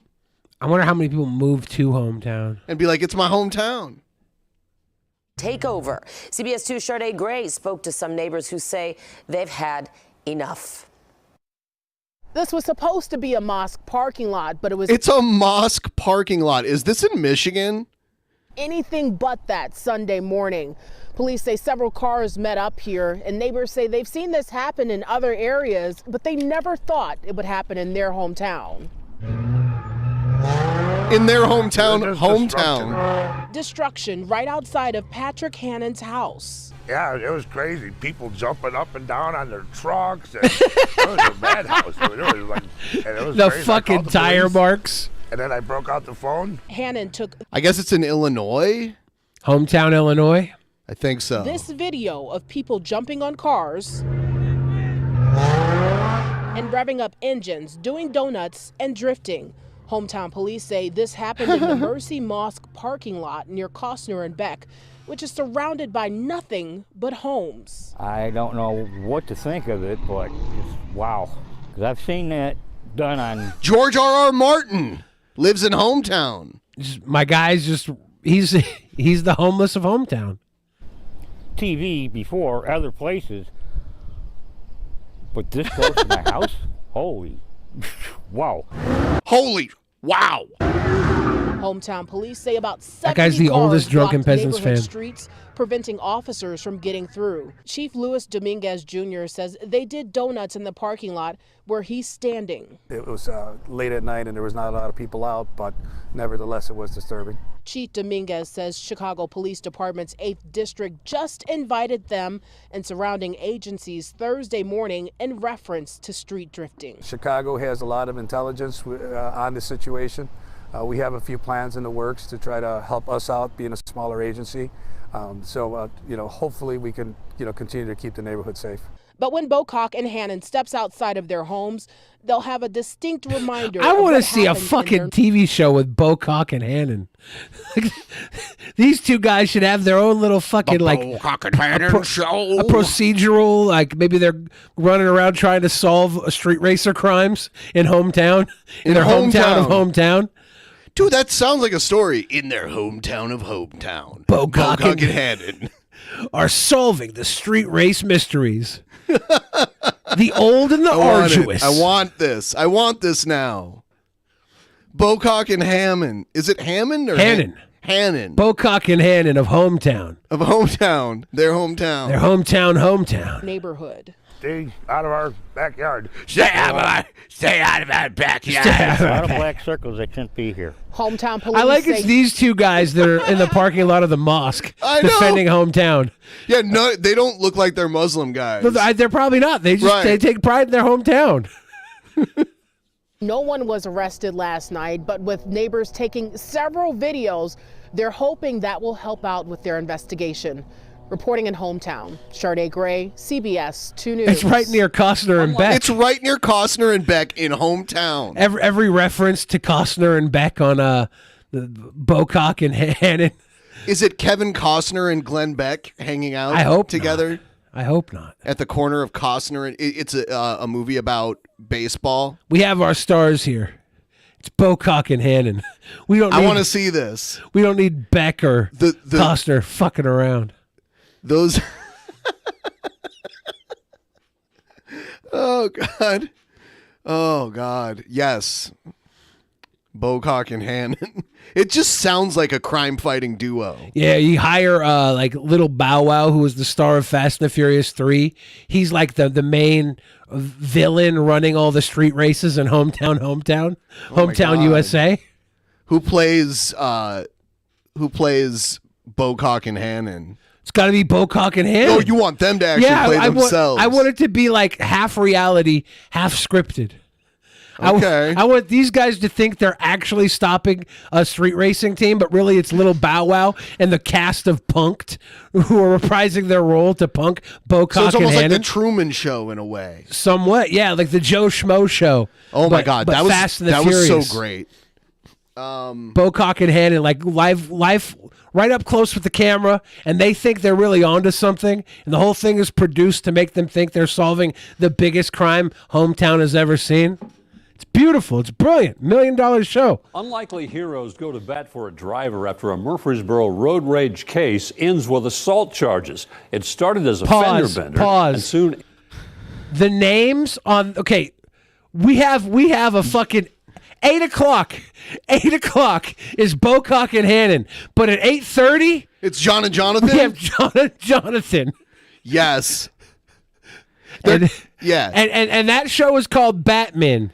Because they will go to bat for you. They both have red beards, but one's tall and thin, and the other one's short and stout. I mean, obviously John is the more slender one. Yes. Jonathan's got a couple extra letters in his name. He's got a couple extra pounds in his shirt. evolved into a fight involving a metal pipe and a weed eater. News 2's Stephanie Langston spoke with two witnesses who stepped in to help, but later became victims themselves. We'll go to bat for you, and we'll take out your weeds too, I guess. We'll go to bat for you, and we'll take out your weeds. It could easily be a new slogan for Green Pasture Lawn and Landscapes. This whole incident took place during one red light. It was rush hour Friday night when the two landscapers had just wrapped up a job. As we were rolling up to the intersection of Memorial and Clark right here. Like the theme song for these guys is like the sound of like a weed whacker or like a lawnmower, like a motor in the landscaping. It goes, no, Batman. Because they'll go to bat for you. No, it's Jonathan. They're the Batman because they'll go to bat for you. That's where Murfreesboro police say a driver attempting to merge sideswiped a car that Sheck Kafando was driving. Kafando, upset, reportedly This guy's name Sheck Kafando. Sheck Kafando. I mean, he's probably African. But that is a fucking cool bad guy name. The dastardly Sheck Kafando. Sheck Kafando's at it again. The driver behind the wheel, eventually pulling a metal pipe from his trunk. He went to the You victim's can't car, write a better bad guy name than he was Sheck yelling Kafando. And I went to see a spoiler fucking mystery movie show of the new Robert Rodriguez movie starring Ben Affleck, and the bad guy in that, his name was like Val Delane or something, or No. it was I like, want Sheck Kafando. That's not as good as Sheck Kafando. You know, raising and swinging Val the Telvane or something? pipe aggressively. I leaned out at that point and I said, "Hey, get back in your car. It's not worth it. Get back in your car." He diverted his attention to us and started walking towards the truck, towards us aggressively, and that's when both of us got out. John Michael Green and Jonathan Osborne say they were hoping their presence would scare off Kafando, but instead they soon became his target. John Michael Green and Jonathan Osborne, two men ready to go to bat for you. Sheck Kafando never stood a chance. Your days are numbered, Sheck Kafando. Feels like we have back here. Look what we got back here. Got a Wendy's cup, couple Wendy's cups. In fact, got some beer cans. Fuck Batman's utility belt. Yeah, look at coal or like rocks. John and Jonathan's truck bed beats the shit out of Batman's utility belt. It kind of looks like Jared's room. It looks like all the fucking coal that Steven Crowder was trying to send his wife out to charcoal to write the barbecues in the back of their truck here. Blower in my weed eater. So I pulled it out. The switch was off, actually, and I was standing there and, you know, just trying to start it. And It's weird how he calls it a weed eater. That must be like a regional term because I've always called it weed whacker. A weed eater. You know, trying to get him back with it by, you know, hitting his feet with it. And, yeah, Fuck. That's when he charged me with the lead pipe. The weed eater didn't work, and No shit. That's when he charged me with a lead pipe. Yeah. And then- Weed whacker versus lead pipe. Lead pipe usually wins. He literally goes, "That's when he charged me with a lead pipe," and then the fucking news reporter goes, "The weed eater didn't work." No shit. We just heard he got charged with a lead pipe. Right. fight broke out. The men say Kafando ended up punching both of them. He got me a good one in the I want to see them get punched by Sheck Kafando so bad. Why was there no video on this? Why do we get to see all the cool spin around stunts in the 8 o'clock show, but the 8:30 show didn't have the budget for Sheck Kafando's one-on-one punch down? Beneath the eye. One-on-two punch took down. off with the lawn care company and several others following to this parking lot. We go back 2 seconds. 2 seconds. To like the buildings that we looked at right here. Pause. Smoke Is that token. smoke token? Yeah. You mean to tell me Sheck Kafando went one-on-one with John and Jonathan in front of the smoke token? In front of the smoke token. Holy shit. Yeah. Others following to this parking lot. As soon as we pulled in, I blocked the guy in. And police followed, landing Kafando behind bars. Today, many praising the landscaping crew for stepping in as good Samaritans. I would hope somebody would do that for me in my, if I was in that situation. Just do good to other people. Damn. A situation John. they realized could have ended much differently. I feel like Batman is only going about 2 seasons. It's solid, but once you lose Sheck Kafando after the second season, obviously he escapes prison first season. Second season, they have to lock Sheck Kafando up. We're Batman. We'll go to bat for you. Kafando ultimately arrested here She's on going multiple to the club. charges, including 3 counts of aggravated assault. Reporting from Is Murfreesboro. that a snake Stephanie print Langston, dress? News 2. Yes. Who? She's a news reporter too. Who allows this on the news? whatever snake town print this dress? is in. She's about to go hit up the smoke token. Stephanie Langston. Her email is Slangston. If you guys need to ask her, Do not. ask her. Do not. If you need to ask her any news-related questions with her job. Crisis hasn't changed. That's what a longtime Milwaukee alderman says nearly 2 years after his task force made dozens of recommendations to curb reckless driving. The 35-page report was issued in June of 20. This is an investigation into like the most reckless driver in Milwaukee. 20. Fox 6 investigator Brian Polson shows you a 24-year-old driver whose record of violations is 2 pages longer than that. If behavior has consequences, Why y'all gotta, like, I'm on a chase or something? I gotta catch up to you, right? 24-year-old Dyrell Chaplin Why you gotta be, like, grabbing me? I just don't want you running. doesn't seem worried. I can't just give you my name and stuff so I can hurry up the process because I really gotta go. He has people to see I gotta get to my mom's because I got a funeral in the morning for my auntie. and live streams to host. Running res in broad day, that's me. When Milwaukee politicians talk about reckless drivers, They Holy literally shit, have dude. no respect for your life. For those who are engaged in reckless driving, beware. We will do something. they might as well call him by name. Chaplain? Yeah. In the last 3 years alone, police in southeast Wisconsin have stopped him 35 times. You're doing 66 miles per hour, stealing it on the viaduct is 30. That's right, 35 times in just 3 years. You got the worst driving record I've ever seen. How does he still have a license? Right? From blowing red lights to rolling through stop signs. Yeah, running through red lights. You're like gonna kill somebody. Like, cutting off traffic and speeding. Lots and lots of speeding. I'm in a rush. All of it with I'm no in a plates, rush. no registration, no insurance, and no license. What? He should go to jail. This is the world that we live in now. I mean, like, we defund the police. Don't you go to jail if you drive without a license? I would. I don't get it then. It's you know why? Because this person is the boldest human being, and fortune favors the bold. I would be too scared to pull this shit off, and that's why I go to jail.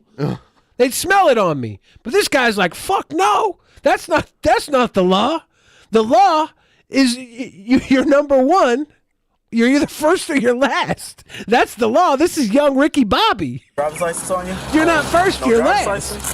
But I'll tell you my name so I can hurry yourself. Oh, you don't got your ID on you? Yet every time police stop him, Bro, you need to take over the speed, man, okay? they let him drive away. I mean, you just let him go to continue violating the law. One officer even left him with this. Do me for you slow down, right? In case you missed it, that was a fist bump. Yeah. So this kind of like totally blows apart the stereotype of what? We'll get demonetized. Oh, we will? Police are killing black people. I mean, sometimes they are. Yes, but we'll stop there. This is an example of them like being too easy. Okay, we on got him. We got to start selling bonus buckets, Ben. Okay, we got to. You put us into fucking food bucket territory. You can't say this shit on YouTube. Someone like that, driving like that. For Tristan Thomas, that someone was his sister. It's been extremely hard. Police say the man who caused the crash that killed Dwanetta Thomas last month had been driving with a revoked license for 5 years. So you can imagine what he thinks. My blood was boiling. Okay, yeah. So this guy's sister was killed by a similar driver. Yeah. Driver. Well, I mean, you look at this.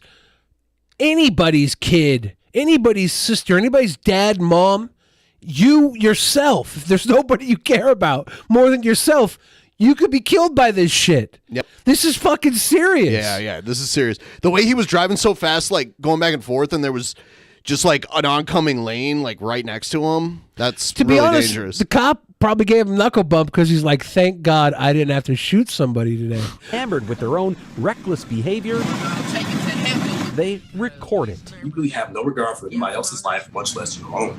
Y'all know what the going on. We on center with it now. You're out here thinking They knew him by you're really name. not. They're like Chaplin. He's like, yeah, you got me I this gotta time. get out of here. Is he got a funeral tomorrow? Is he somebody's like affluent child? I have no idea. Something needs to be done about this because we can't wait any longer. Mabel's right. Folks are just plain fed up. Last That year, guy under mounting was a cartoon. Folks are just plain fed up. It's Mr. Magoo. It was a fucking cartoon. That guy was not human. public pressure, Milwaukee police launched the Traffic Safety Unit. Lee Gall says, "Is this a sitcom character? This might be the actual bad guy." I said we were gonna have Little Bow Wow play the bad guy in the Old and the Arduous, Whatever it was. Remember those gentlemen? Was it Bocock and Hannon? Yeah, Bocock and Hannon. Bocock and Hannon was to be played by Little Bow Wow. We have our fucking lead villain for the Fast and the Furious. He was the reckless driver that was put. Yes. This is not its own show. We cast our fucking bad guy, Dude, people. Make it happen. We cast our bad guy. We're gonna put him in hometown USA, and he's gonna run the fucking Bocock and Hannon insane. Everybody, quick reminder. I am premiering my cover version of the Hobo Rap by Sex Twister exclusively on the video version of tonight's show that will be uploaded to Spotify. So use the link down below. There's a link that says watch the video version of the show on Spotify. And actually, I'll link it in the chat. Go there, subscribe to our feed there. I put the full video version of every show over here. And a lot of times I have to edit the YouTube version, and the full version goes over to Spotify. So there's a link right there for you. And you'll see... It'll be right at the very beginning of this episode when I publish it to Spotify, probably no longer than like 30 to 40 minutes after this episode ends. So Live at 8 p.m., Bocock and Hannon go one-on-one with angry street racing kids. And the big bad kid, I don't remember his name, Chaplin live streams it all. But then at 8:30, we have the Batman, where Jonathan and John take on... What was it, Check Cofondo? Something like that. In front of the smoke token? I have a bad short-term In front of the smoke token? Or TSU, and put Captain Jeffrey Sun in charge. Narrated by the Langston woman who had the snake fucking dress Between on. March 1st and August 31st last year, TSU officers wrote more than 15,000 speeding tickets. That's 4 times the same period in 2020 and triple that of 2019, before the pandemic. But Milwaukee alderman... Yeah, there's something like the pandemic made people crazy, like crazier than they were before. Ben? There's way more shootings now and all kinds of stuff that, like, the frequency of, like, bad things has gone up. I think it has. I think it also has to go with the fact that a lot of people are having a lot less resources to spend. There's a lot more desperation. But I just got a call from the network. What network? It's sweeps week, and we don't have the viewers we had when Bocock and Hannon debuted, when Batman debuted. We have to try and get Jesse Ventura to make a special appearance, and he's got to pick up some weed for his wife from the smoke token. Okay. Michael So Murphy that'll be the says sweeps week tickets episode. alone Okay, won't good. Cut it with repeat offenders. Take those tickets, look at them, throw them in the backseat of the car. Thanks very much. They drive off. That's exactly what happens. Chaplin has racked up more than $9,000 in fines from Now. municipal tickets. Has he made more than 9,000 in donuts? Well, look at what he... Oh, he's got paper on. Almost all of which remain unpaid. It has moved. Hello there, Hey, Eggin. show. Eggy No Belts. To a whole different level of disrespect. Tyrone Dumas wants the city to send a stronger message. What's wrong with lowering the boom? The county's former director I like of how public this works spent this fucking news station is so scared to comment on this. Both of the talking heads they got to counteract it were black men. They're like, well, as a white news organization, we're going to need to ask 2 black men what they think about this. 10 years helping young drivers get suspended licenses reinstated. But with the recent surge in reckless behavior, his tone has changed. One of my friends told me, he said, This is just like a ton of people that just drove through a red light right there. It's so man, fucked up. in your old age, you done got mean. Consider what happened last summer. I was doing 50. Yeah, the speed limit is on 30. When going police 50. and sheriff's deputies stopped Chaplin. Oh, the 8 speed limit's times only 30. He's like, yeah, I was bragging. in 33 days. I ain't running the stop sign. Dude, it's on camera, my guy. I yield. I'm not here to mess with you, bro. Every time Stopped as a white four-door Infiniti. he was driving the same car, a white Infiniti G37. With no license plate on it. I bet you if you don't have your car for 30 days, you'll think about the fact that, ooh, there's a consequence. In October, For Dumas 30 emailed his old days. pal It should Jeffrey be like Norman. indefinite. Haven't they let him go 30 times?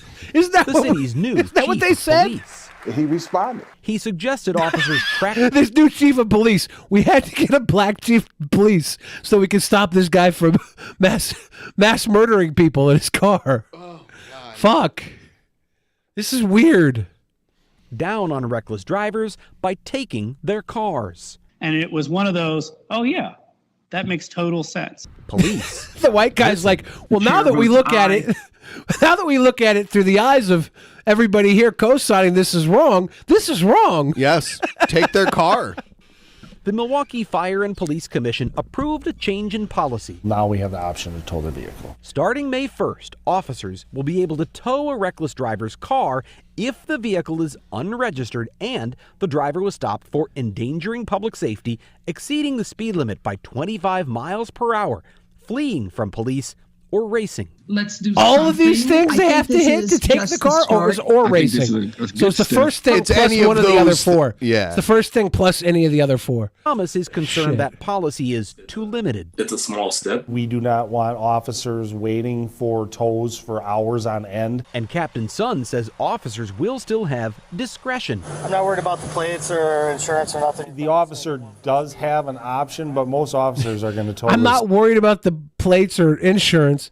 There's no plates. There's no driver's license. So, like, if they don't have insurance either, so, like, Yeah. if they kill someone, all the or if they injure someone really bad, all the medical bills and all that shit. He had about $600 cash in his hand in that one video. That should cover it, right? Well, I mean, no. Oh. Individual. One member of the Fire and Police Commission warns the new tow policy will have a disparate impact on poor drivers. That's also why I disagree that this is the next Yeah, step. fuck. She was outvoted. How about this? How about this? If you're poor and you get a ticket, you don't have to pay it. But if you're driving without a license, driving without all this shit, and you're reckless driving, Yeah. here's my rule, okay? Everybody should be allowed to break one law while they're driving, but only one. If you don't have insurance, you better have a license. If you're speeding, you better have insurance. You better have a license. You better have all your fucking tabs in place. You get one law broken, and that's it. 5-1. Why am I supposed to bleed my heart for you when you were willing to put other people in danger? Danger is written all over Dyrell Chaplin's driving record. 37 pages, man. The question is what it will take to change his behavior before the consequences are irreversible. The police department's new I want to know what his channel is. policy for reckless drivers takes effect this Sunday. But while Tyrone Dumas was hoping their cars would be taken for 30 days, the police department says there is no time frame set on that policy. In theory, Captain Sun says they could come right here to the city tow lot the same day to get their cars back out. However, the Department of Public Works says those reckless drivers will have to pay for towing and storage, and they'll have to get their cars properly What registered. a fucking scam. Slap on the wrist. They can get the car out the same day as long as the city makes their $400.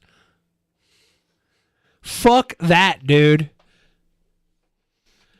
This Dumas guy's like, maybe you slap him on the wrist, take the car away for 30 days. That'll teach him a lesson. State's like, nope, we just want our $400.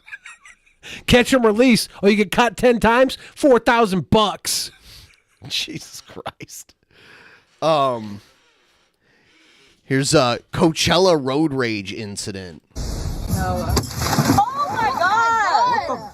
What's wrong with you? It's like the John Cena meme where he walks out of the fucking wall with his face out. To Coachella. They come face to face with an angry man who throws a bottle through their window. They were just trying to get to Coachella when the traffic was apparently too much for that man. Thankfully, other drivers were there to help. KTLA's Carlos Saucedo has more of that disturbing cell phone video. Carlos. Yeah, well, there were multiple encounters of aggression with the road rage driver and one of his passengers. And now the victims, they are coming forward, banding together, sharing videos on social media, on TikTok, putting them on blast. Putting them on blast. Oh my God! A Coachella confrontation. This guy's fucking face.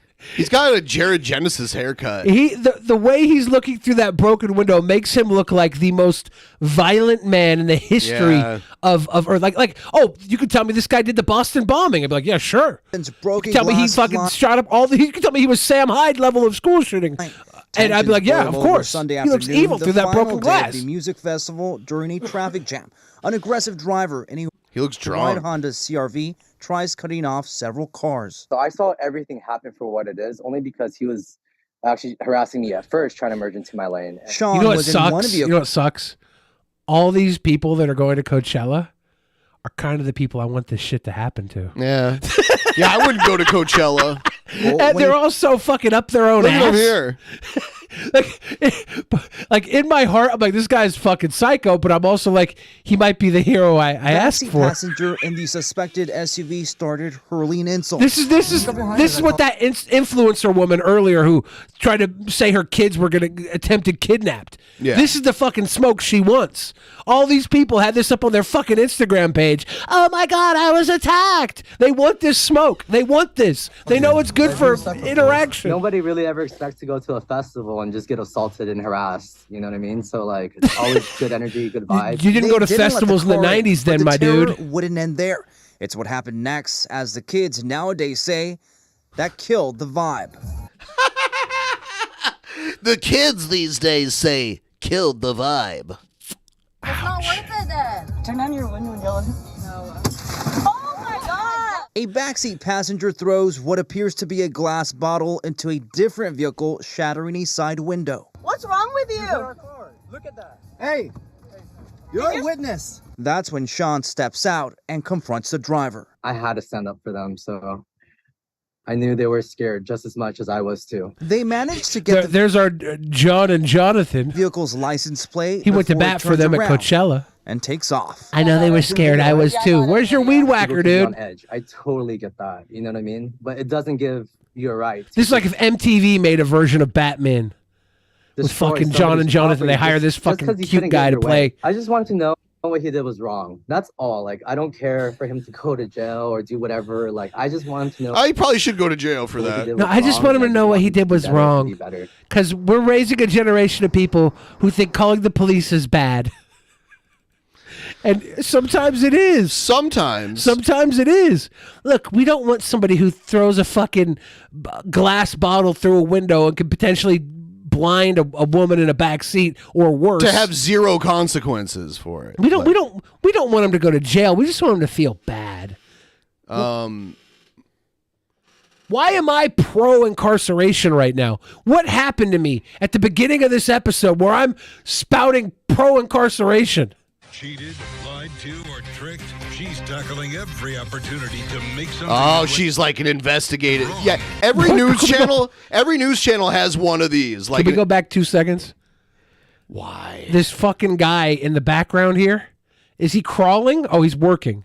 I thought he was crawling. Yeah. Focus, Billy. Focus. My guy's on his hands and knees. It was a split second. Focus. I'm like, why is he crawling behind her? Ping pong back and forth, really frustrating. Just stressful having to move my life around for all this. A Land O'Lakes woman has been without her car for 2 months Land after an Amazon O'Lakes? delivery driver backed into it while it was parked in her driveway. The car was hauled to a shop and she was told So her car got totaled by an Amazon delivery truck. was totaled. Who was driving that truck? She has not been paid for the damage. Getting no answers on her own, she knew she'd better I think it was call Chica Fango. Jen Josh, this woman was minding her own business when her car was slammed into. All she wants now is either to get her car repaired or to receive a settlement check so she can buy another one. Amazon pulled up right here. Sarah Dooley was sitting in her driveway on a Friday night in February when an Amazon delivery driver made a big mistake. He hits the gas thinking he's gonna go out and just rams right back into my car. And it knocked it forward and backward. And the step that he uses to get into the truck was actually like in my car. What was his reaction? What did he do when that happened? He literally just was holding the steering wheel and put his head down on it because he knew he messed up. Her 2018 Toyota RAV4 was left with back-end damage. Not the showing Ravy. these pictures from the accident scene. Sarah tells me it took weeks to get the car into a body shop. And then Amazon's insurance company told her that after the car was taken apart, the shop found even more damage, and it was too costly to repair. They started saying, okay, well, it looks like we're gonna total it. That's 2 days after I had just paid the car off. That's right. As fate would have it, 2 days after she paid off her first car, she learned it was a total loss. She says Amazon is paying for a rental car, and she was told she'd get a check for the value of her car. But now, 2 months after the accident, Sarah says Amazon's insurance company told her they may try to fix it after all, but they're not sure. I reached out to Amazon, and a spokesman acknowledged this doesn't sound right and promised to get to the bottom of this. We want some answers. So the insurance company was jerking her around. That's so fucking stupid. Amazon can afford to pay that. Better call banking. It's banking versus Either Bezos. get our car back or get our settlement amount. Whatever, it may come down to. I'm fine with either or. Just make it right and let's put this Yeah, whole thing like to get bed. her a car.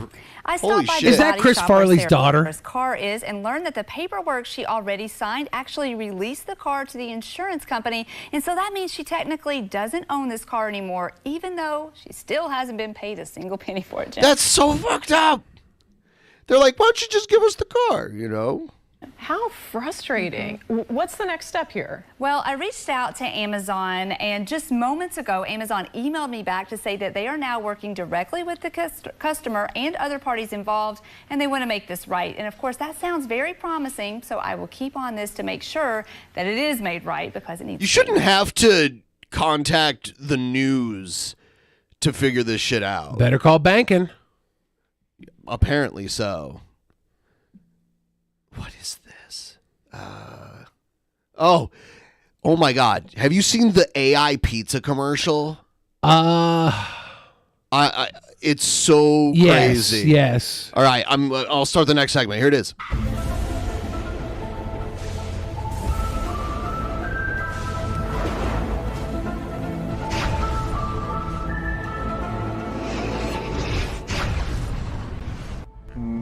Clee disappear. Clee disappear. Clee disappear. Clee disappear. I'd like to believe they're so stingy that Amazon disassembled and sold the driver for his base components and kept the money. It sounds something comparable to that. It's possible. Yeah, here it is. Pepperoni Hug Spot. It's an AI-made TV commercial. Are you ready for best pizza of life? Bring friends down to Pepperoni Hug Spot. Our chefs make pizza with heart and special touch. Cheese, pepperoni, vegetable, and more secret things. Need delivery? Pizzas come fast. Knock knock, who's there? Pizza magic. Eat Pepperoni Hug Spot pizza. Your tummy say thank you. Your mouth say, Pepperoni It Hug kind of looks Spot. like a Pizza It's Hut. like family, but with more cheese. It's like family, but with more cheese. Yeah. Now, I saw one of these AI. It was a trailer for The Great Gatsby, and I can't find it right now, but it was actually scary how clean this trailer looked for being AI. I'm going to see if I can find it wherever I had it before. Summon demons into my body for demonic knowledge and shit.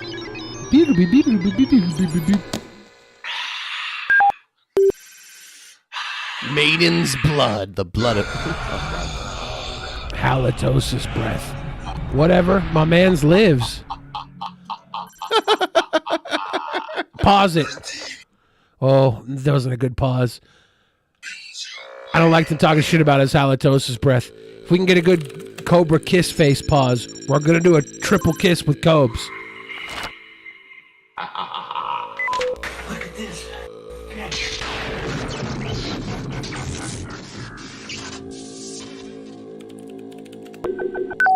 Who the fuck is that? Dark Meth Priest. Hobo Dave.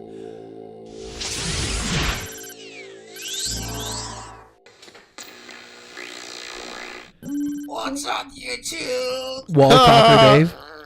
Smell the roses.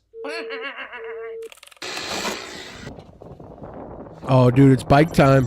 Weather permits. It looks like the weather is very nice. God damn it! He fell. Sorry about that, YouTube. The day of reckoning is coming. I warn my trolls right now. You fuckers have harassed me non-stop for the last 10 plus fucking years. And your shit's gonna end. There you go. That's a promise. There's spitter spies everywhere. Yeah. That's how I rock and that's how I roll.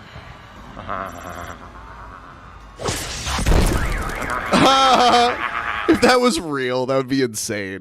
Fucking A, as soon as I pulled my wand out and waved it, boom, instant. Instant death.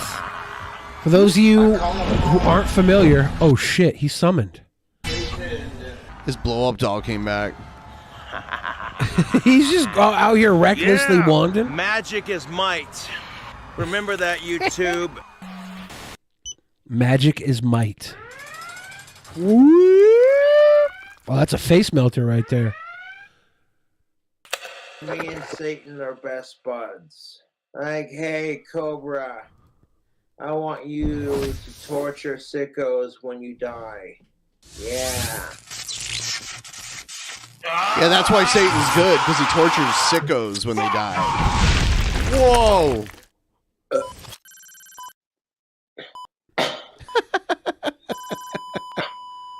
Him dead? Is that all the farts escaping his body after he dies? It's his soul. Oh no, he's gonna Tell me now. It's like child's play almost. Illicit soul transfer.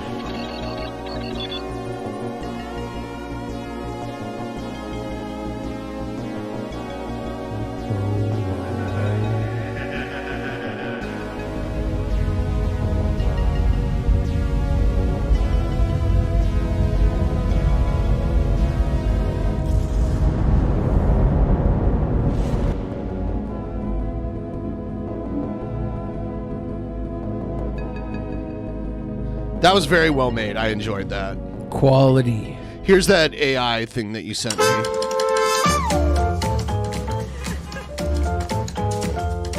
In a world of glamour and intrigue where nothing is quite as it seems. Okay. One chance. When I watched this, it was on my phone screen. So it looked better. It looked better, but this is still pretty impressive. No. Look how far it's come. Right? Imagine 10 years from now. We pause it here. Look at this guy trying to hold this glass. AI does not know how to make hands. Not yet. But that's hard to draw by, like, people who draw. The creator of hands Deadpool are hard to learn. has hand and feet trouble. It's to a night of unforgettable adventure and romance. The music, the atmosphere. It's like stepping into a whimsical dream. This is pretty fucking impressive. This dream even more enchanting, madame. Now, I think this was edited together. Unexpected twists, and a touch of feline elegance. This whimsical and captivating romantic comedy set in the glamorous 1930s era is sure to sweep you off your feet. This night just keeps getting more and more peculiar. Well, they do say that curiosity killed the cat. But in this case, it seems to have given it a double life. From the visionary creator of Taste of Duality comes a movie that will leave you spellbound and craving more. This is so... Get ready to experience the magic of The Great Cat Spy. The AI couldn't pronounce Catsby right? Yeah, The Great Cat Spy. And the pursuit of the perfect romance. Furries would eat this shit up. This is better than Cats. Coming soon to a screen near you. I like how this trailer has narration, which doesn't really happen anymore. in movie trailers. There's not Yeah, not usually really. like a vocal narrator. Sometimes you'll get text, but you know, there always used to be like "in a world," you know, but they kind of stopped doing that. Here's Cobra feeding mango to Puff. Oh shit. Ooh. YouTube, look at that. Puffers has got some snackage action. He's got a Are those juicy, dead fresh bugs? mango. I think so. I peeled all the skin off. Which is not good, And I but put it in there and I sprinkled a little bit of calcium powder. because how long have they on been top, in there? Even though he spread it. That's a spread it all lot over of his dead cage. bugs. I gave him just the tiniest of sprinkles. Is this calcium powder on There's fucking like worms and bug. Is this bad or is this good? I don't know. Is this the right thing to do? Living bugs are better. I thought living bugs were better. This is definitely Cobes. I know you want to have a food hack for Puff. I don't know. Hopefully Puff gets super fat and just becomes a chonkin bearded dragon. I would like that. I like fat animals. But holy shit. his lettuce and his mango, and then I covered it, as you can see, in delicious crickets. Delicious. Cobes looks like he's about to eat this shit. This is not something that much different than what Cobes has already eaten on camera. A little bit more cricket action, just to, yeah. That's gonna be one happy bearded dragon. Do you know that, my bearded dragon's a ventriloquist? Hey, Puff, what do you gotta say to the trolls? Hey, man, fuck your YouTube trolls. I think you're an awesome dude, and that mango looks delicious. And you... This is how you know Cobes loves Puff. Usually when he does a voice for something, it's like a subordinate voice. It's looking down on, like, even Sean. He has love for Sean, but Sean is inferior to Cobes. He's the child to father. He loves Puff because he's giving Puff an even more masculine voice than his own. That's tender care that Cobra has here. Put crickets on top. You're the best lizard owner ever. By the way, I forgot to bring this up, so I'll ask you, did you hear about Chris Chan was spotted at a Walmart? Yeah. Yeah, that's interesting. It's like Sasquatch photos of Chris Chan in a Walmart. Yep. Everybody, this is like, it's trending on Twitter. Yeah, yeah. Hey, YouTube trolls, you can suck my lizard cock. What? Yeah, I want you to eat my lizard shit, trolls. Will I eat your mom out? Num num num num num num num. Puff.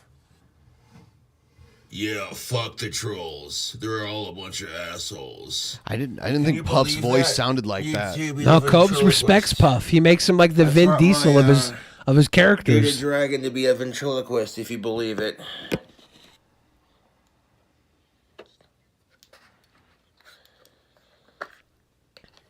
But yeah, he's got these crickets that my fans sent me in the care package. Whipping up a nice big poop for my trolls. Grasshoppers, I mean. They're grasshoppers, not crickets. My bad. But same fucking thing. They're not the same thing. Yeah. Beardies can eat grasshoppers and crickets. Yes, they can. If you told me Cobes was going to eat this himself, I'd believe you. Yeah. There we go. That's enough. All right, I'm going to move on to this video. The Jealous Trolls.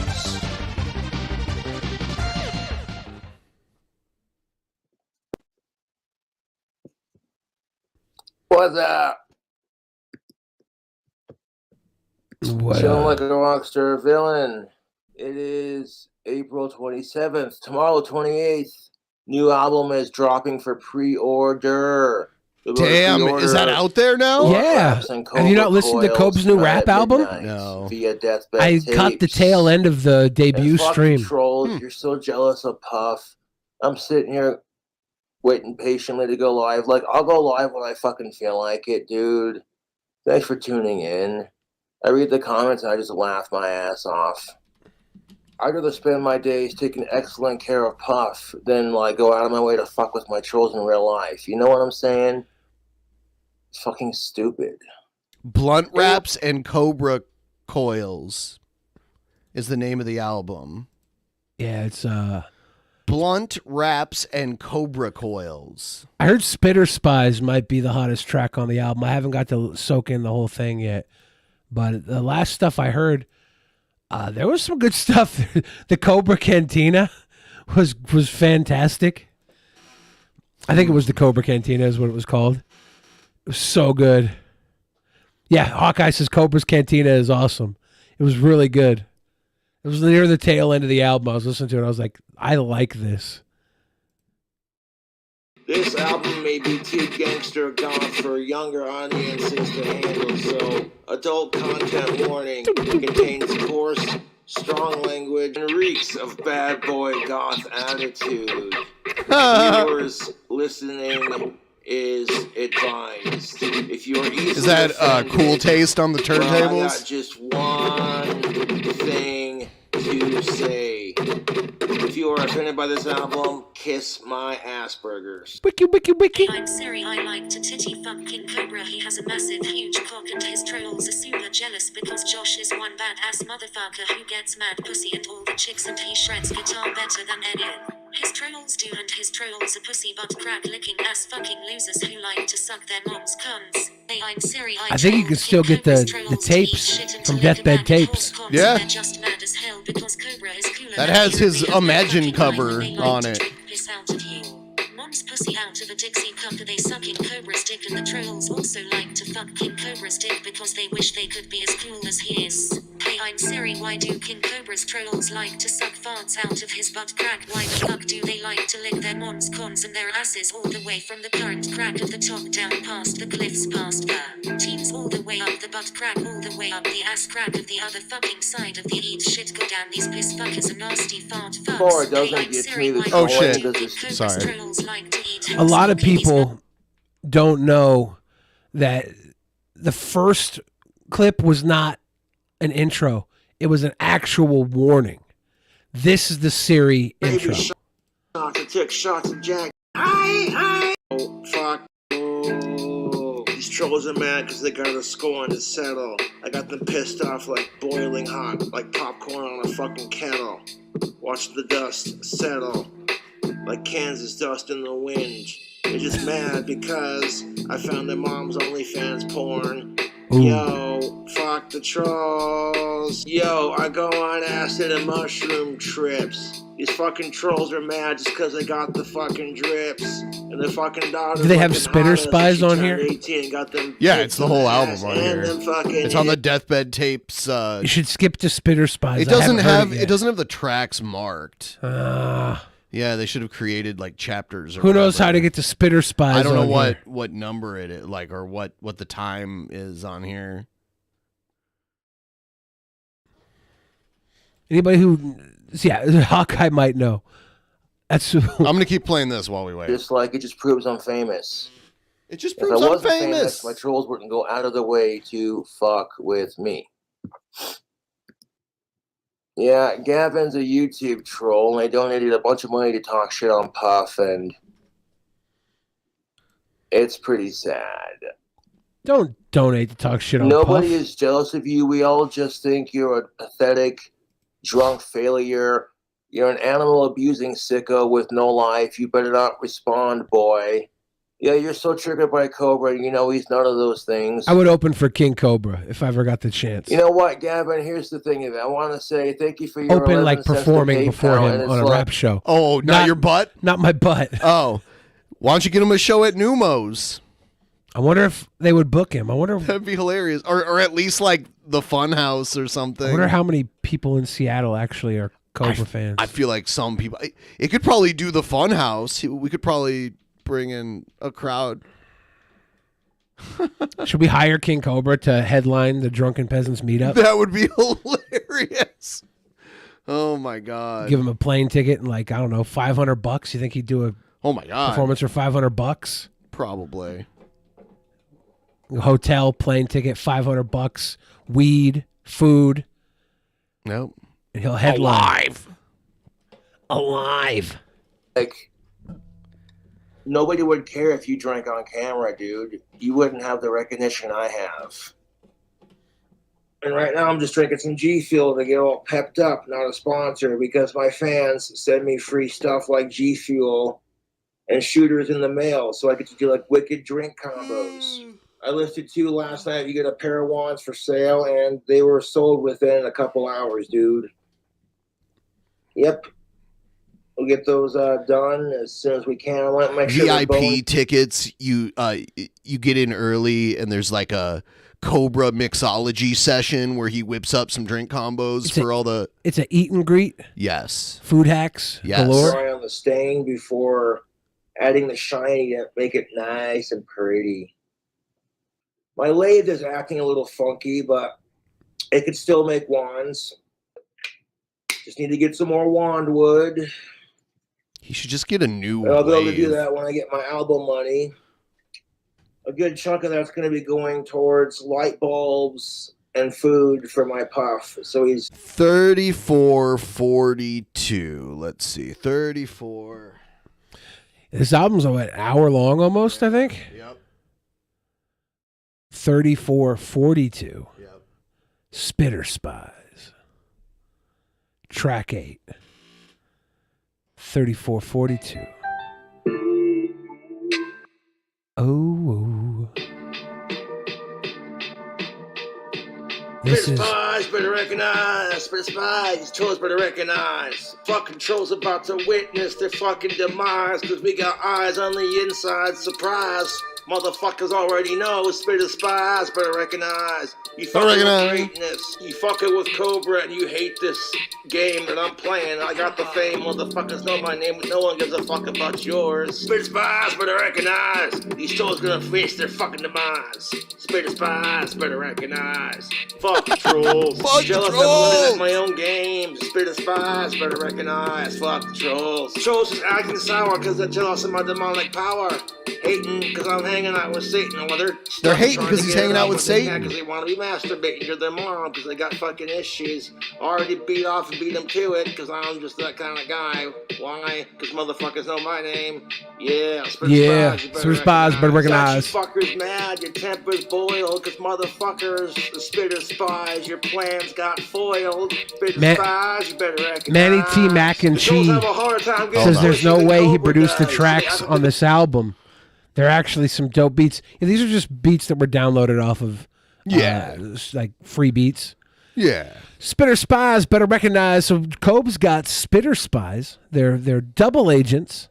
They hang out in the troll crowd and they troll the trolls and bring back the knowledge to King Cobra.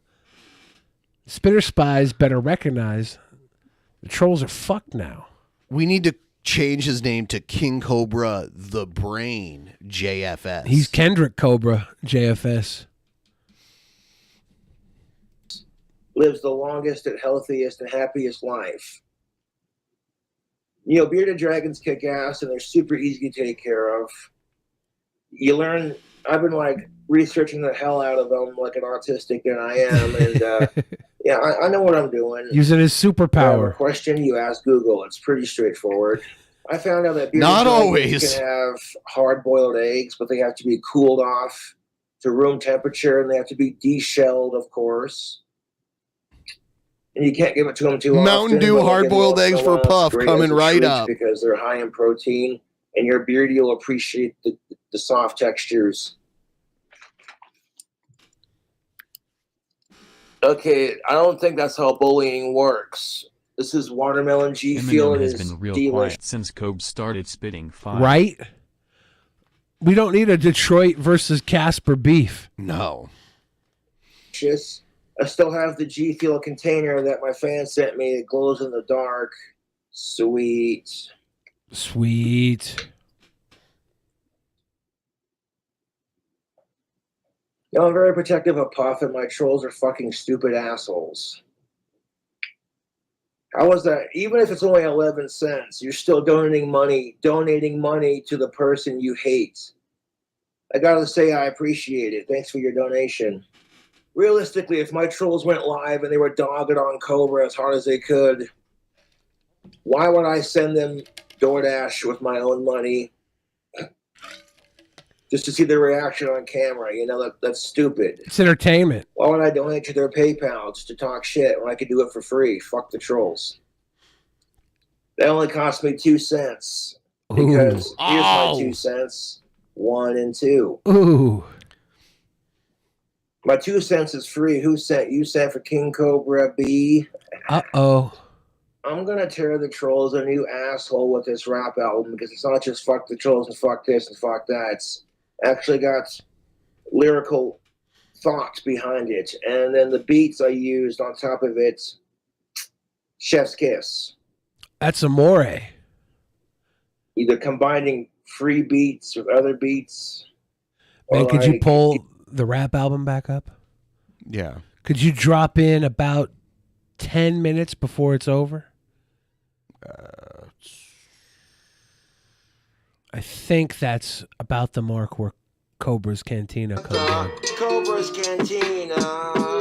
At the Cobra's Yeah, you'll be able to pause it when you need to. I'm gonna cocktail waitresses step out. you've ever seen at the Cobra's Cantina. Forget about your troubles at the Cobra's Cantina. Taking shots of tequila at the Cobra's Cantina. The tastiest drinks you've ever seen at the Cobra's Cantina. We're drinking at the Cobra's Cantina. Leaning on a wall at the Cobra's Cantina. Drinking shots of whiskey and tequila at the Cobra's Cantina. Tastiest drink combos you ever seen at the Cobra's Cantina. Could you imagine? You're like fucking a baddie and this comes on. Can you imagine? You're balls deep in a baddie. You ejaculate balls deep inside of a baddie. This is on. This comes on. You ejaculate balls deep inside of a baddie while this is on. And she has your firstborn kid. You literally conceived a human life listening to Cobra's Cantina. I'm saying it needs to be done. Somebody out there, bang a baddie to Cobra's Cantina, make a child to this song, please. Quench your thirst for adventure. The cutest cocktail waitresses you ever seen at the Cobra's Cantina. Fuck the bullshit of the day, and you know what I mean when I say let's have a drink at the Cobra's Cantina. Tastiest drinks you ever seen. Where the prices are fair and the weather's just fine. Where the prices are fair and the weather's just fine.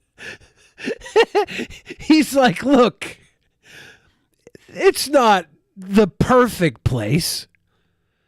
The prices are fair. The weather's just fine. Come here, lean against the wall. But we got the cutest waitresses you've ever seen here at Cobra's Cantina. At the Cobra's Cantina, have a drink and hang out with your friends, cause they seen ya at the Cobra's Cantina. We're drinking at the Cobra's Cantina.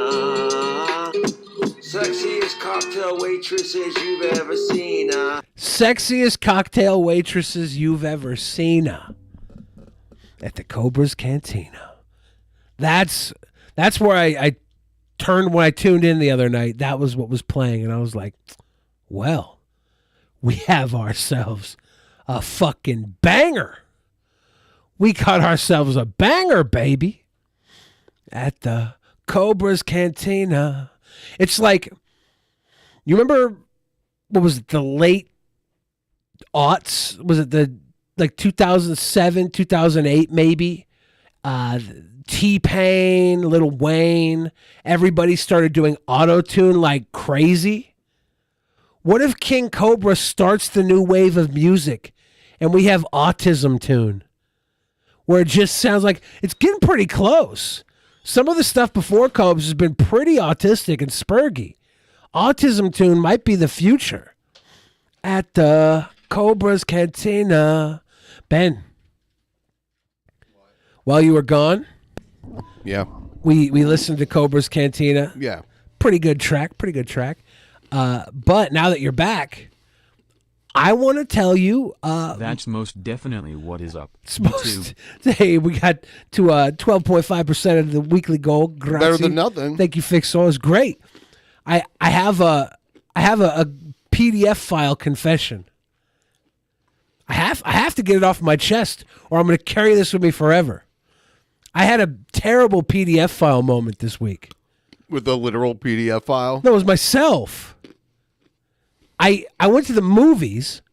No. Yeah, I went to see a double feature yesterday. Mm-hmm. I got to the theater pretty early. There was a mystery movie at 7.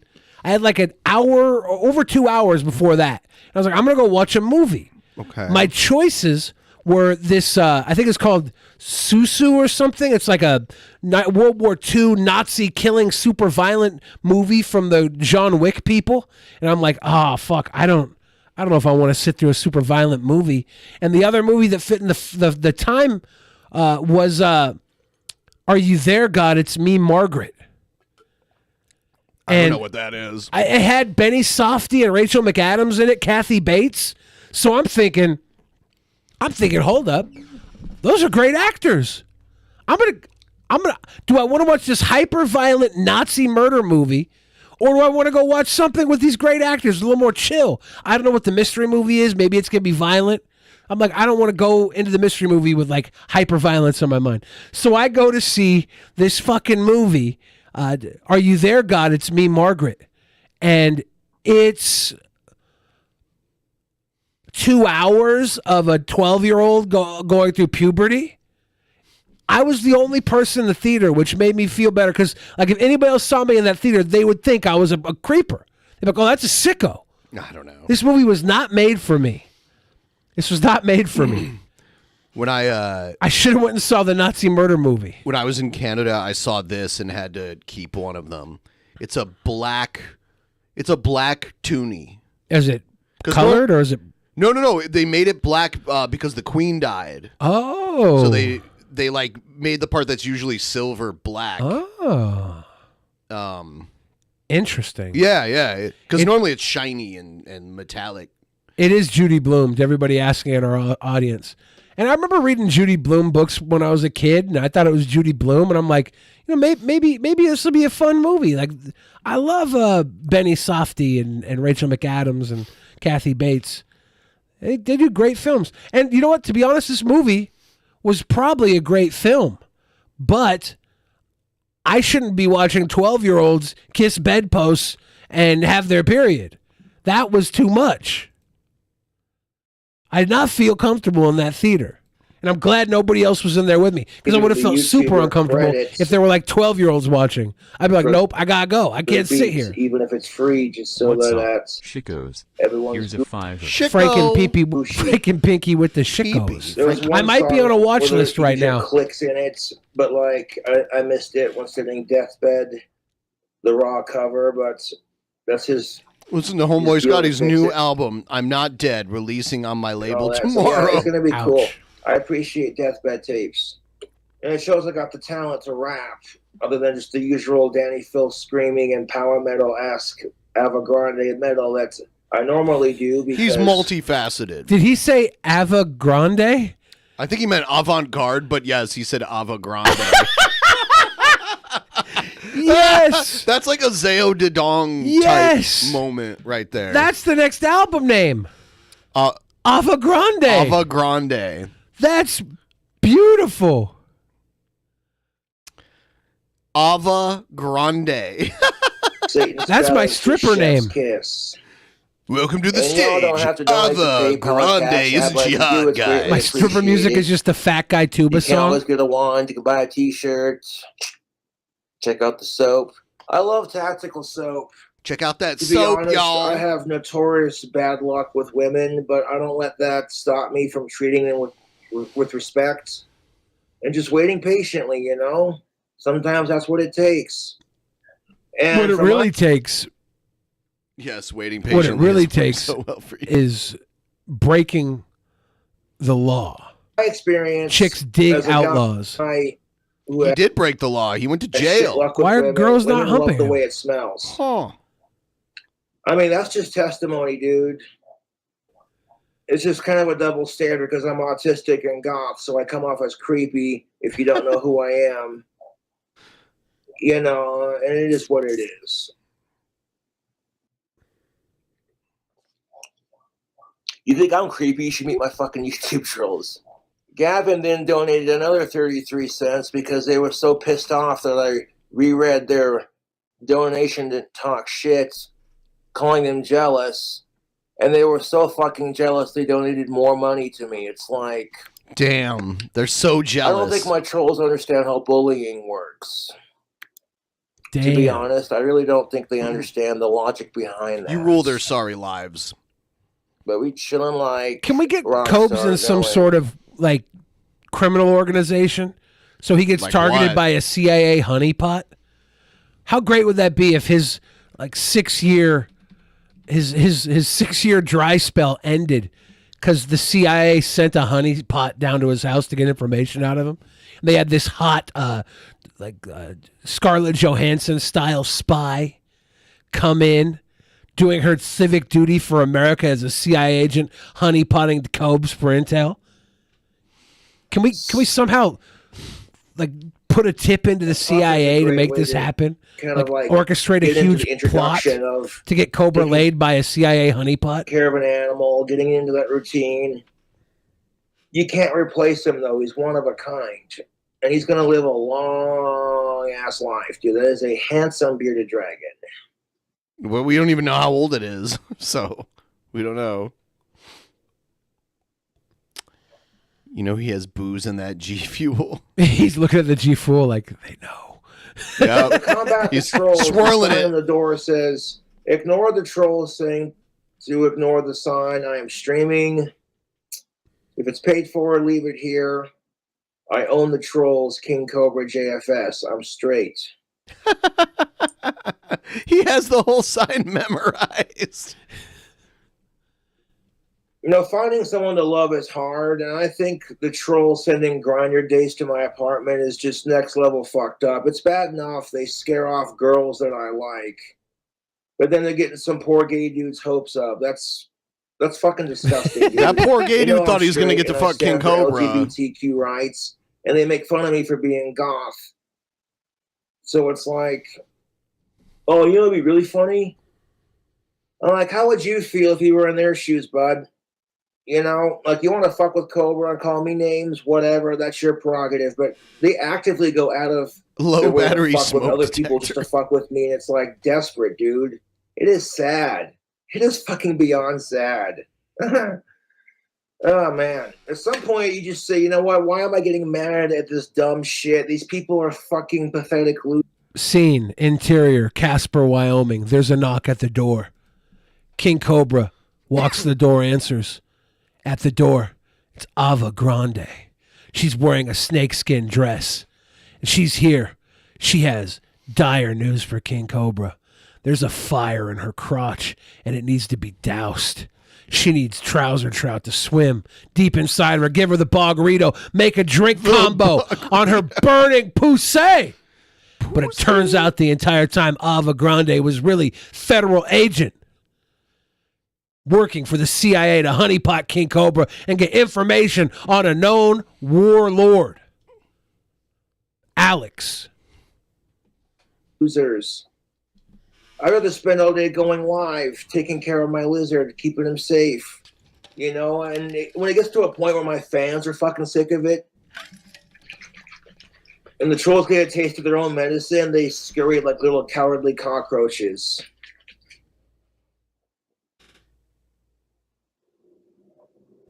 Swirling that shit. Somebody, Frankie Piggy says, the movie Joe's Apartment any good? Somebody should take the cockroach scenes from Joe's Apartment and cut them with King Cobra's apartment. Dude, that would and make be a good. Cobra's Apartment movie trailer. Oh my God. Yes. Flop the wands, That'd be we'll fire. get those This is what fish. happens when we take a break. I come back with all my ideas I would have spent over the last 4 days on separate episodes, and they all come out at once. Oh, shit. within the next couple of days. I'm not going to be able to mail off the wands till like Monday because I got to make sure I have the money for the order in my funds. They're like, can I just send you the money for them? And I'm like, you kind of did, dude, when you bought it, so I appreciate that.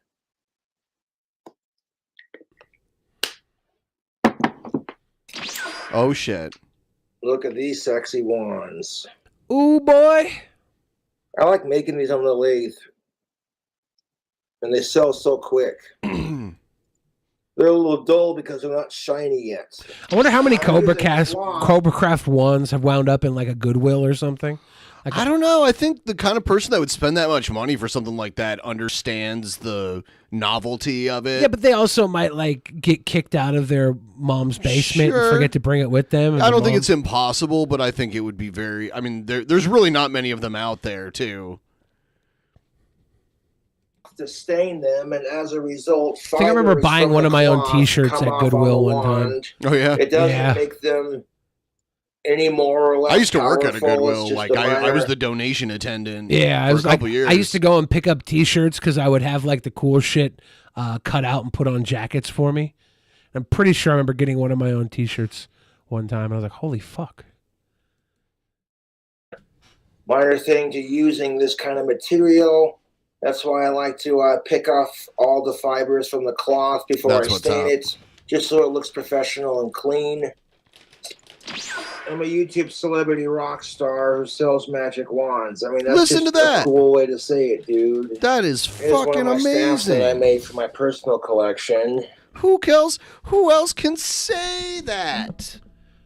Who else can say that? What's that staff? That's not the Mrs. Green one, right? I think he sold the Mrs. Green one, right? I don't know. I don't know. That's a real quartz crystal, some copper wire, and some black leather. And I painted the staff black and green, of course. Black flame to light my green smoke. Now, the ingredients to make this staff are all locally harvested. Local and organic. He uses the gifts of the land. But yeah, making these crystal staffs, they are a pain in the neck to make, YouTube. Yeah. First, you gotta find the I used to have to spend $600 getting these shipped in for my poor wife. And I go to Colorado, it's $50. A walking stick or staff that's big enough, you know. Something like this on Etsy is easily $400.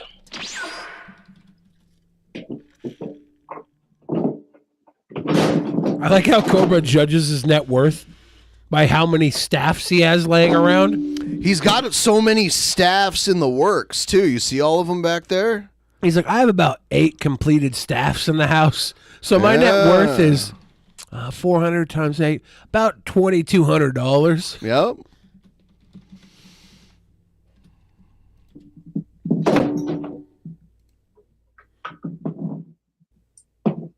I have others in my collection that I've made for myself over the years.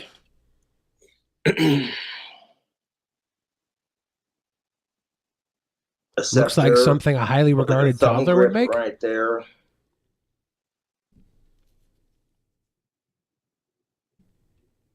My taxes were filed, and I actually owe money, but it's taken care of. People are like, you better do your taxes, boy. And I'm like, boy, don't fucking worry about it.